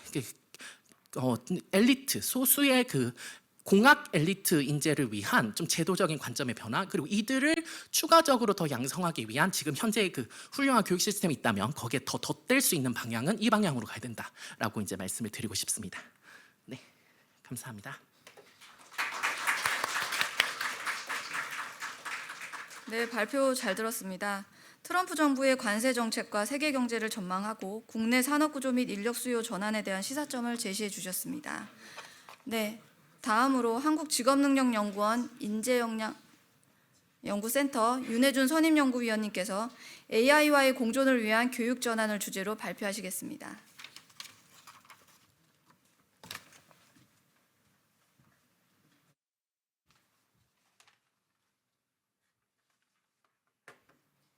안녕하십니까. 한국직업능력연구원의 윤혜준입니다.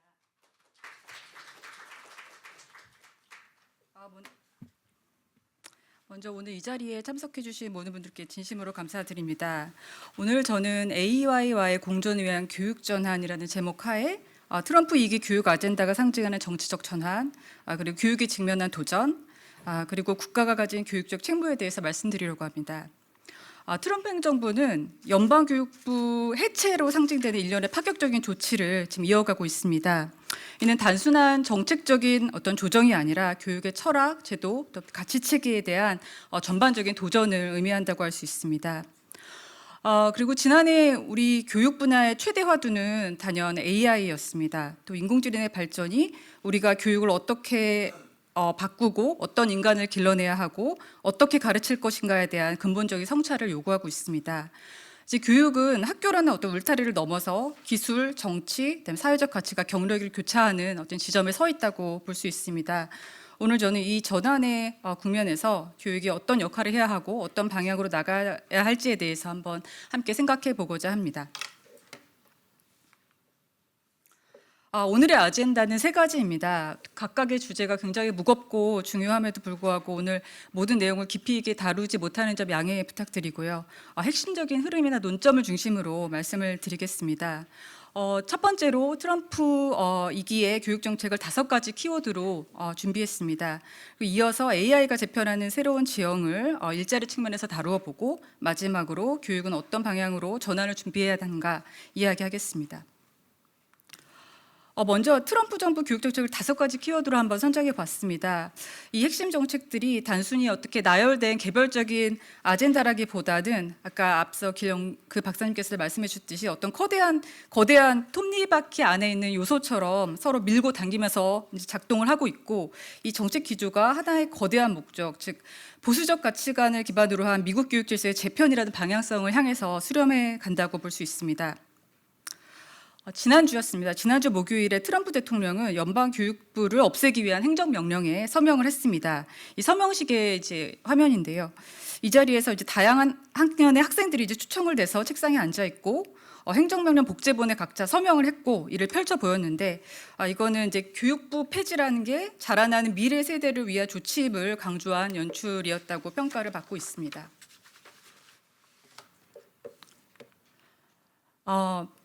이러한 교육부 폐쇄를 이제 담당하게 될 교육부 장관은 린다 맥마흔입니다. 트럼프 대통령이 임명한 첫 번째 교육부 장관인데요. 그 바이든 정부의 교육부 장관이었던 미구엘 카르도나가 이제 공립학교 교사, 그다음에 교장, 그다음에 코네티컷주의 교육감을 거쳐 어떤 교육 현장의 인물이었던 반면에 린다 맥마흔 장관은 그 아시다시피 그 WWE 월드 프로레슬링 엔터테인먼트의 공동 설립자이자 또 트럼프 1기의 중소기업 청장을 역임한 인물로 여러 가지로 대조되고 있습니다. 트럼프 대통령이 이제 교육부를 없앤다고 하니까 한 기자가 교육부를 없앨 거면서 왜 교육부 장관으로 린다를 임명했냐라는 질문에 굉장히 유명하게 많이 언론에서 나오는 일인데, 그 역할을 잘 수행한 다음에 그 자리에서 나오기를 바란다. 다른 일을 주겠다라고 했습니다. 그래서 린다 그 맥마흔 장관의 취임사를 보면 그 대선 공약에서 나온 키워드가 이제 그대로 담겨 있고, 이런 그 미국 보수 진영이 지속적으로 그동안 요구해왔던 어떤 연방 정부 개입의 축소라는 방향과 궤를 같이 하고 있는데요. 살펴보면 교육을 각 주로 돌려보내는 것, 부모가 자녀를 위해 우수한 교육을 선택할 수 있는 권한을 부여하는 것, 그리고 불필요한 관료주의를 제거하는 것, 그리고 교육이 정치적 이념, 특수 이익 집단, 부당한 차별로 오염돼서는 안 된다. 그리고 학생들의 성과가 지속적으로 지금까지는 저조해왔기 때문에 우리 학생들을 위한 교육을, 위대한 미국을 위한 교육을 다시 세우겠다. 이렇게 이야기를 하고 있습니다. 그럼 5가지 키워드 중에 첫 번째로 연방교육부 해체를 말씀드리겠습니다. 우선 지난주에 서명식이 있었고 그 행정명령 서명 전에도 지난 한 달 동안 대대적인 인력 감축이 있었습니다. 사실 교육부도 이제 가장 작은 내각급 부서에 이제 해당된다고 할 수 있는데 지난 한 달간 거의 절반의 인력이 감축되었고 앞으로도 이런 기능이 축소되고 이 기능들이 다른 기관으로 이전되고 여러 가지 업무가 전면적으로 정비될 예정입니다.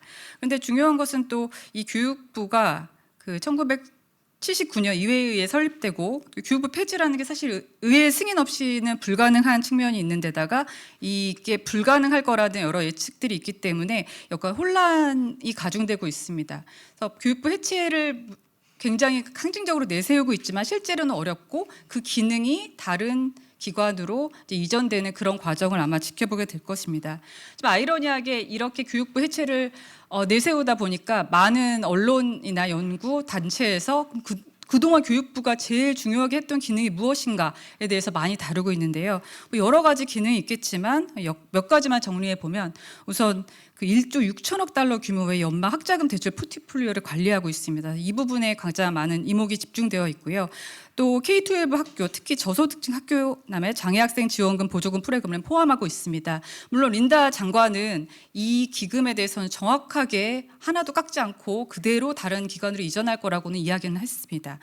그리고 또 학교 내 차별방지 법률 시행, 시민권과 관련된 업무를 하는 기관이 또 있고요. 연방정부가 인정하는 모든 인증기관을 감독하는 어떤 대학 인증 시스템, 그다음에 연방정부 차원에서 교육 연구를 하고 있는 그런 기능을 가지고 있습니다.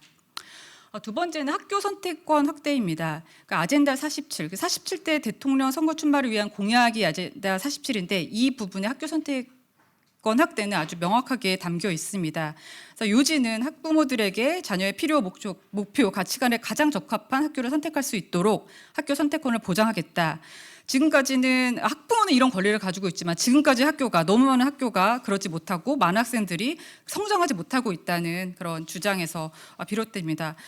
이 지지자들은 경쟁력이 이제 올라가서 학생들의 성과가 높아질 것이다라고 또 이제 예측하는 반면에 또 반대로는 교사 노조도 포함해서 정부기관의 어떤 자금이 사립학교에 전용되면서 공교육의 질은 떨어지게 될 것이라고 비판을 하고 있습니다.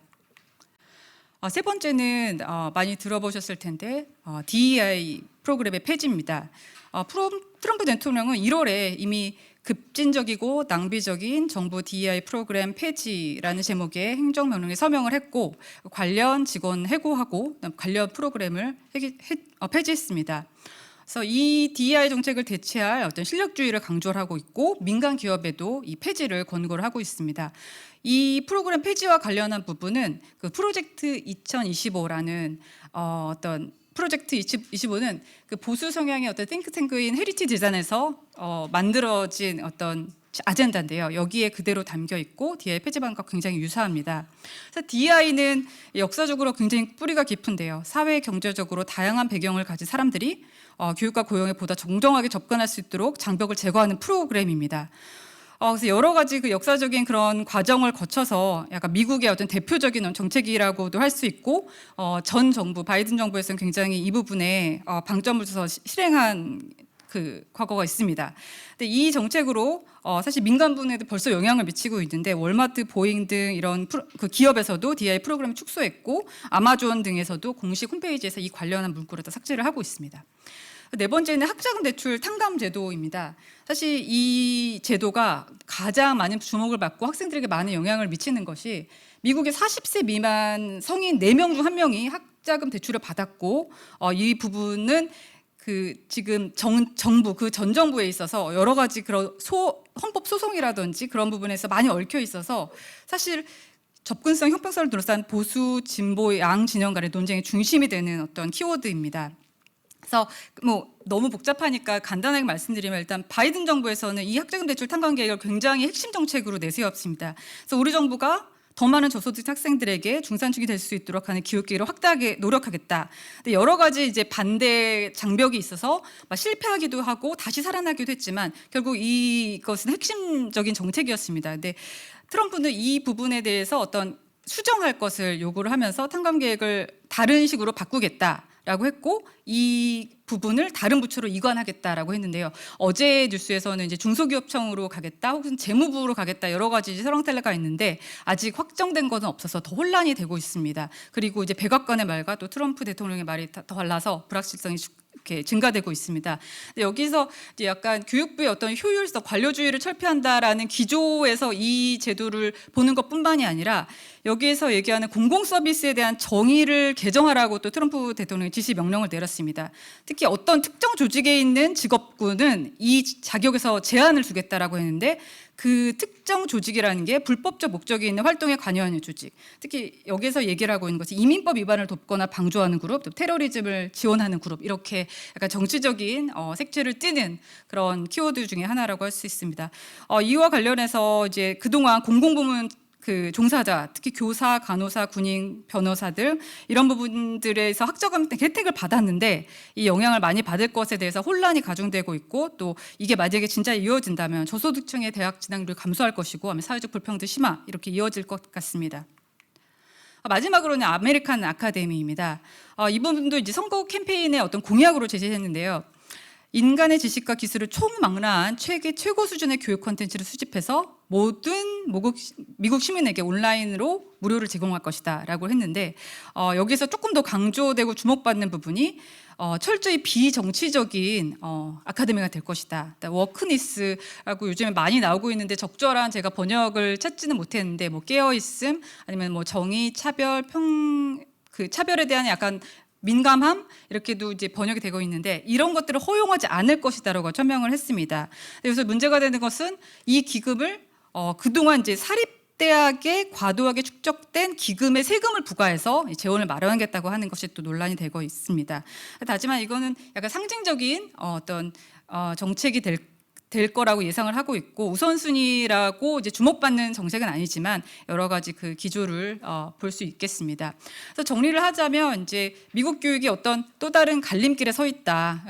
정치적 분열의 소용돌이 속에 서 있다. 그래서 근본적인 교육의 가치가 공격당하고 있다라고 이제 많은 학자들이 지적을 하고 있고 이 부분을 뭐 3가지 정도로만 지적을 하자면 우선은 연방 정부의 교육부 예산이 이제 줄어들게 되니까 어떤 과학적 근거에 기반한 연구는 많이 줄어들 것이고요. 그다음에 공립학교를 아예 실패한 학교로 규정을 했기 때문에 실패한 학교는 아마 사라지게 될 것이다. 실패한 학교의 교사들도 아마 해고될 수 있을 거라는 어떤 뉘앙스도 제시할 수 있을 것 같습니다.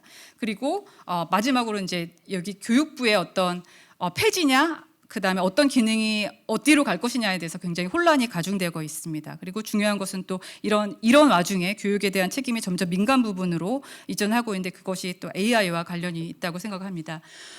조금 더 빠르게 이제 시간 관계상 넘어가 보면요, 이제 AI에 관해서는 많은 이제 그 분들이 많이 들어서 알고 계시겠지만 특히나 이제 생성형 AI가 등장하면서 여러 가지 직업 지형을 광범위하게 바꿀 것이다라고 하고 있습니다. 그 맥킨지가 작년에 수행한 연구에 따르면 또 그냥 자동화와 또 AI 상생형 AI 기반의 자동화 이렇게 비교를 했는데 과거에는 예를 들어서 우리가 뭐 창의적이고 좀 고도의 인지적인 그런 것을 요구하는 직업은 AI의 영향을 덜 받을 것이라고 했던 반면에 생성형 AI에 기반한 자동화는 특히나 교육 훈련, 그다음에 창의적인 업무, 스템 프로페셔널 이런 부분에 있어서의 어떤 자동화를 굉장히 앞당길 것으로 큰 영향을 줄 것으로 예상을 하고 있습니다. 제리 카플리는 이제 스탠포드대의 어떤 교수고 인공지능에 관련한 그런 많은 저서를 내놓고 있는데요. 이 부분에 있어서 어떤 직업이 사라질까, 영향을 받지 않을까, 어떤 새로운 직업이 생겨날까를 담고 있습니다. 그래서 뭐 사회적 업무가 아니고 목표가 명확하고 객관적으로 잘 정의된 업무 이런 부분이 사라지는 것은 분명하지만 사실은 굉장히 생성형 AI가 미묘한 어떤 그동안 인간만이 할 수 있다고 생각한 부분까지도 잘 할 수 있기 때문에 그 부분도 위협을 받고 있다. 그럼에도 불구하고 우리는 AI가 다 대체할 관심 그런 직업을 원하지 않는다. 그리고 많은 사람들이 효율성보다는 또 인간적인 관심에 중요시하기 때문에 미래에는 어떤 인간적 관심을 기울이는 일에 더 높이 평가를 받을 것이다라고 얘기를 했습니다. 이거와 그 맥을 같이 해서 또 리카이프라는 어떤 그 인공지능 관련 연구자이자 작가는 이렇게 사분면으로 창의적 업무와 사회적인 업무에 오른쪽 위에 일사분면에 있는 작업이 인간이 더 잘하는 직업, 그다음에 왼쪽 반대편에 있는 부분은 더 AI가 더 잘하는 직업이라고 해서 사무노동직, 육체노동직 모두 이런 부분에 영향을 받을 것이라고 이야기를 했습니다. 이 부분보다 조금 더 앞서서 그럼 그 교육의 우선순위는 무엇인가로 한번 넘어가 보겠습니다. 저는 교육의 우선순위는 무엇인가에 대해서 그 MIT 미디어랩에서 그 놀이와 이제 창의적인 학습을 연구하고 있는 그 레스닉 교수의 그 주장을 가져왔는데요. 다양한 배경을 가진 아이들이 창의적으로 사고하고 또 공감적으로 소통하며 합리적으로 문제를 해결하는 인간 교육 역량을 기회를 받는 것, 이것을 교육이라고 보고 안타깝게도 이런 교육의 그런 목표가 AI가 영향을 미치면서 잘 어우러지지 않는 것 같다. 이런 현재 AI를 사용하는 많은 사례들이 이런 가치와 일치하지 않는다고 우려를 했습니다. 그 우려의 이제 핵심은 학습의 주도성을 제한되고, 그다음에 어떤 폐쇄형 중심, 문제 중심의 학습이 강화되고, 또 인과적 연결을 좀 과소평가한다는 부분입니다. 그래서 이 교수가 제일 내세운 것은 이 프로젝트가 직접 만드는 것, 그다음에 사회적 활동이고, 어떤 몰입할 때, 그다음에 재미있게 놀이를 할 때 이런 교육의 성과는 더 놀라고, 이런 식의 교육으로 방향을 가야 한다는 것을 천명하고 있습니다. 마지막으로 이제 마지막 페이지인데요. 트럼프 대통령이 최근에 지난달에 스타게이트라는 프로젝트를 했습니다. 대규모 인공지능 인프라 어떤 프로젝트인데요. 이 양측의 면이 이제 엇갈립니다. 뭐 AI가 여러 산업에 영향을 미치고 교육도 예외가 아닌데, 인프라가 확충되고 교육 형태도 혁신적으로 개혁할 수 있고 고사 역량도 AI로 강화될 수 있고, 그렇지만 이런 오른쪽 측면에 있어서는 여러 가지 또 부작용이 있습니다. 그래서 그런 지금의 그 트럼프 2기의 교육 정책 아젠다와 지금의 상황이 사실 이번에 새로 나온 것만은 아닌 것 같습니다. 한나 아렌트는 1958년에도 이런 상황이 되풀이된다고 했는데, 진보주의와 또 보수주의가 서로 이제 엇갈리면서 부작용이 나타나면 다시 진보주의로 이렇게 하면서 교육이 횡포되는데, 그 가장 이제 피해를 받는 것은 학생들이다라고 하면서 무엇이 옳고 그르를 떠나서 어떤 이렇게 정반대의 정책이 양극단을 왔다 갔다 하는 것이 교육의 어떤 원칙을 굉장히 훼손한다고 이야기를 하고 있습니다. 그래서 제가 마지막으로 드리고 싶은 말씀은 미국의 이제 트럼프가 제시하는 어젠다가 무조건 다 잘못됐다고 할 수는 없고, 그동안의 어떤 교육부의 어떤 기능의 부작용, 그다음에 여러 가지 양극단을 오가면서 그 양측의 이제 불만이 이제 고조되면서 어떤 여러 가지 양상으로 나타나고 있는 것 같습니다. 그렇지만 이제 트럼프가 내세우고 있는 이 영향이 미국뿐만이 아니라 여러 가지 교육에 있는 어떤 가치를 영향을 미칠 수도 있고, 이런 부분이 미국을 위대하게 만드는 교육이라는 것으로 그동안에 그 미국이 굉장히 역동성을 가지고 다원성을 강조하면서 가지고 있었던 그 교육의 가치가 훼손되지 않기를 바라면서 발표를 마치겠습니다. 감사합니다. 네, 발표 잘 들었습니다. 트럼프 정부의 주요 교육 정책을 살펴보고 AI가 직업 지형을 어떻게 바꾸고 있는지에 대해서 잘 고찰해 주셨습니다. 마지막으로 한국직업능력연구원 고용능력연구본부 김철희 선임연구위원님께서 트럼프 2기 노동시장 및 인재정책 대응 전략을 주제로 발표하시겠습니다.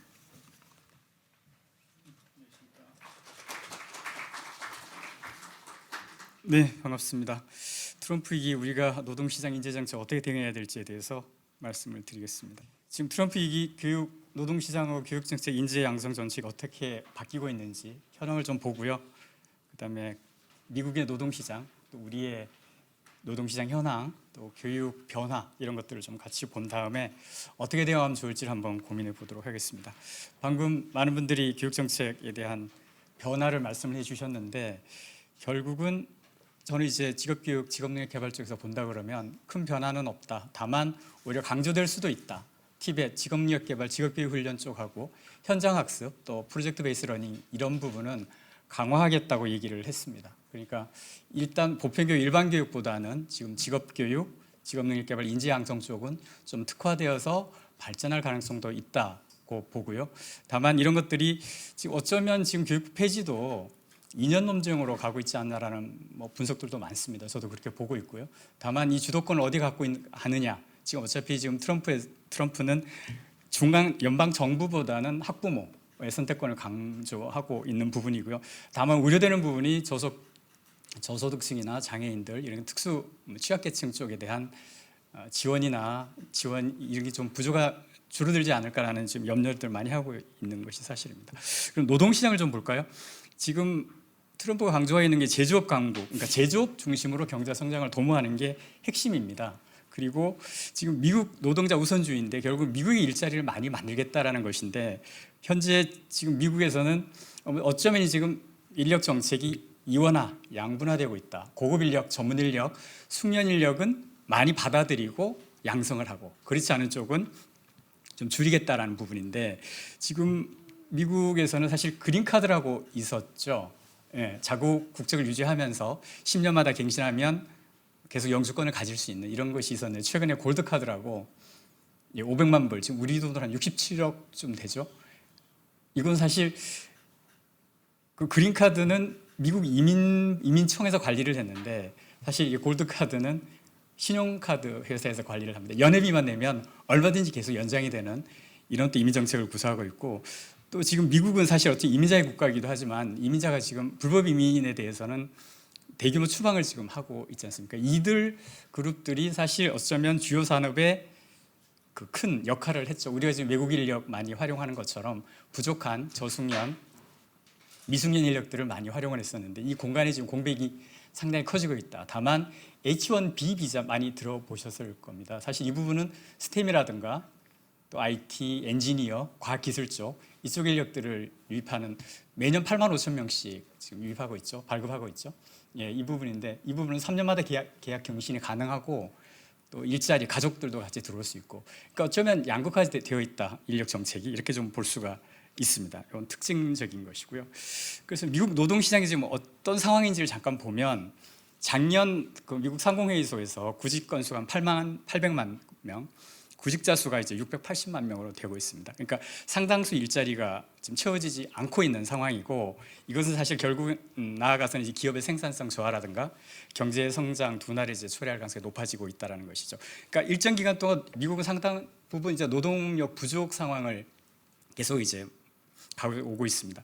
특히 고령화로 인한 노동력 감소도 있고요. 또 코로나 시기에 조기 은퇴가 상당히 크게 증가했습니다. 그 당시에 한 300만 명 정도 중장년층이 퇴직했다는 걸로 나오고 있고요. 또 밀레니엄 세대라든가 핵심 남성 노동 인구가 이제 경제활동 참여가 좀 저조해지고 있고 또 주요 산업, 반도체 같은 경우도 10만 명 정도 앞으로 30년까지 부족하다고 지금 나오고 있습니다. 이 부분은 상당히 우리와 유사한 부분이 있습니다. 그러니까 우리도 지금 반도체도 그렇고 첨단 산업 분야 인력 양성 계획, 인력 수급도 하고 있고요. 2021년 이후부터 상당히 많이 관심을 갖고 지원하고 있는데 이 부분도 상당히 유사하다고 볼 수가 있습니다. 그렇다고 이것이 대응해서 조응한다고는 볼 수가 없고요. 다만 그 기반은 우리가 마련하고 있다라고 볼 수가 있을 것 같습니다.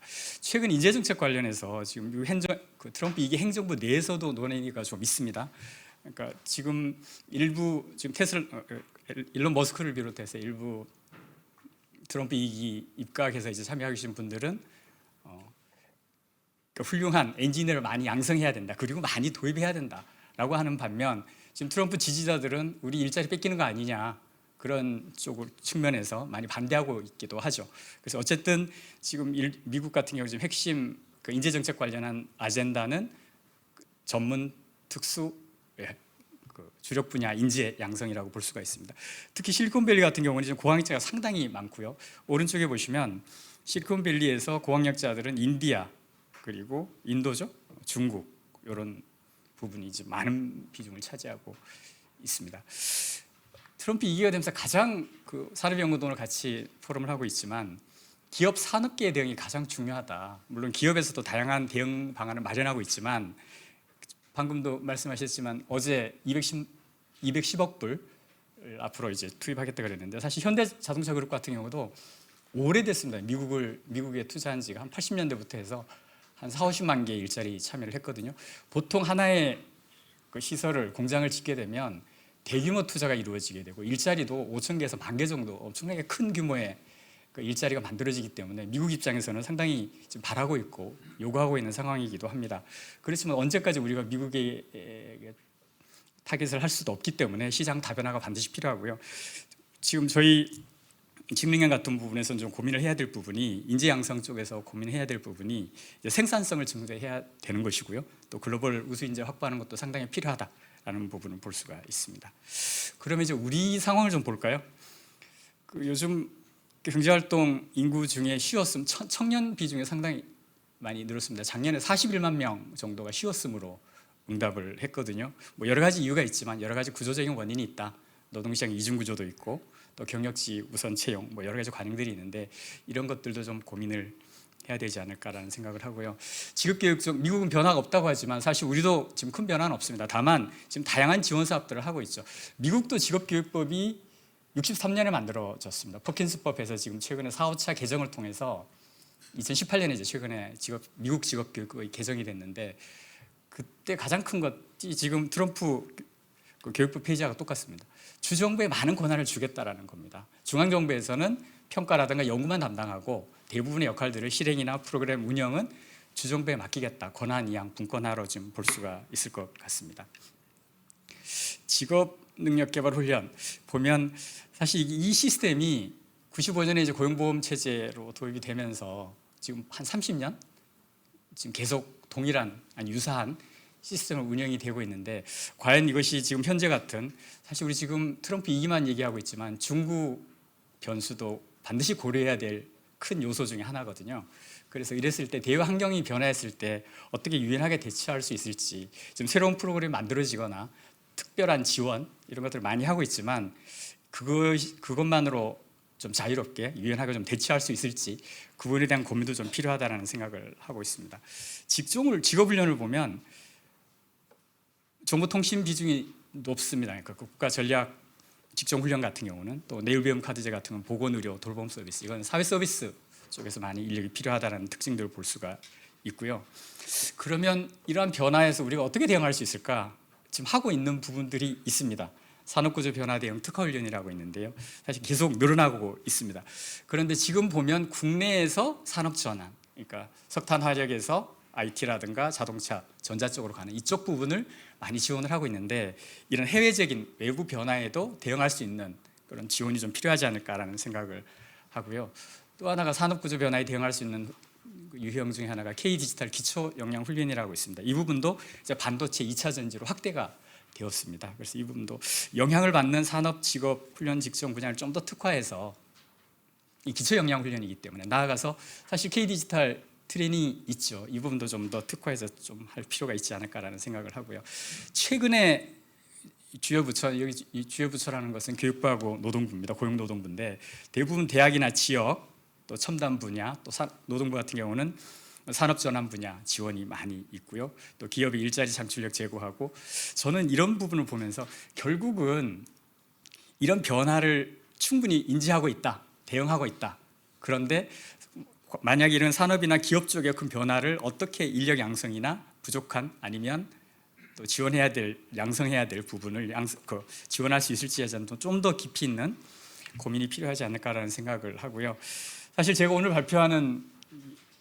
발표하게 된 것은 작년에 여기 이건 교수님도 계시지만 국민경제자문회의에서 부의장님하고 같이 고민하면서 연구를 하나 했었습니다.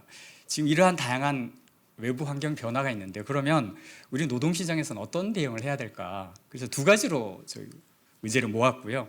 하나가 이제 노동혁신이고 두 번째가 이제 교육훈련 혁신인데 키워드는 아까도 몇 차례 얘기가 나왔습니다. 유연성입니다. 그리고 유연 안정성입니다. 너무나 제도가 촘촘히 잘 운영되고 있고 관리가 잘 돼요. 그러다 보니 외부에 대응하기에 상당히 몸집도 무겁고 어렵습니다. 그래서 유연성을 확보하는 정책이 필요하다. 특히 계속고용 확대라든가 또 근로시간, 임금체계 사실 이 부분이 상당히 중요한데 이 부분은 여러 이해관계자들이 다 관련이 되어 있기 때문에 해결이 쉽지 않습니다. 그럴 때 뭘 해야 되냐. 여기 지금 먼저 자리를 뜨셨는데 사회적인 대화, 사회적인 합의가 매우 필요한 상황입니다. 이렇게 큰 변화가 있을 때 어떤 대응을 하게 되면 반드시 불필요하게 취약한 계층, 피해를 보는 계층이 있습니다. 이것을 해결하기 위해서는 유연하는 대신 이 부족한 부분, 모자라는 부분, 빈 부분을 정부 공공이 반드시 채워주는 이런 상호작용이 필요한데 이 부분이 서로가 매칭이 어느 만큼 되고 있는지 저는 조금 부족하다고 생각을 하고 있는데 이런 부분을 좀 더 강화할 필요가 있다라는 생각을 합니다. 그리고 지금 FTA 관련해서 한미 FTA 재검토하자 그리고 개정하자라는 논의가 있는데 마침 18년 전이네요.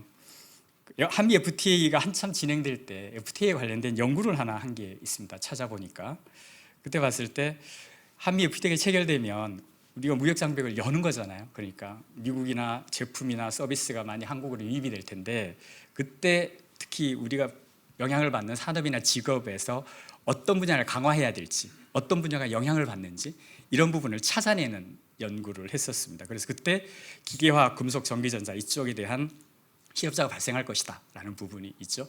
그리고 지금 같은 경우는 해외 투자가 많이 되고 또 관세가 높아지게 되면 우리 근로자들이 어떤 분야에서 영향을 받을지 이 부분을 찾아내는 작업이 먼저 돼야 될 것이고요. 그 밑에 훈련수요 전망하고 똑같습니다. 영향 정도를 파악해서 대응할 필요가 있는 것이죠.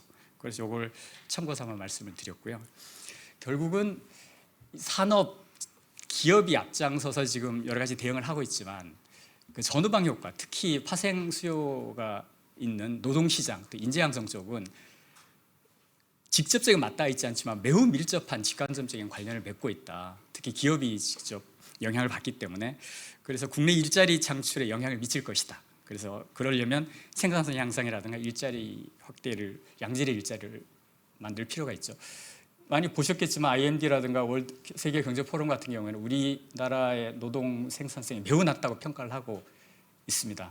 그래서 이제 국내 총생산에서 이제 총 시간수로 나눈 게 국내 노동 생산성인데 작년에 나온 게 미국이 한 83불 시간당, 뭐 독일, 프랑스도 마찬가지고요. 우리나라는 51불로 지금 보고가 되고 있는데 어쨌든 생산성을 높이는 게 매우 필요하다라는 생각이 들고요.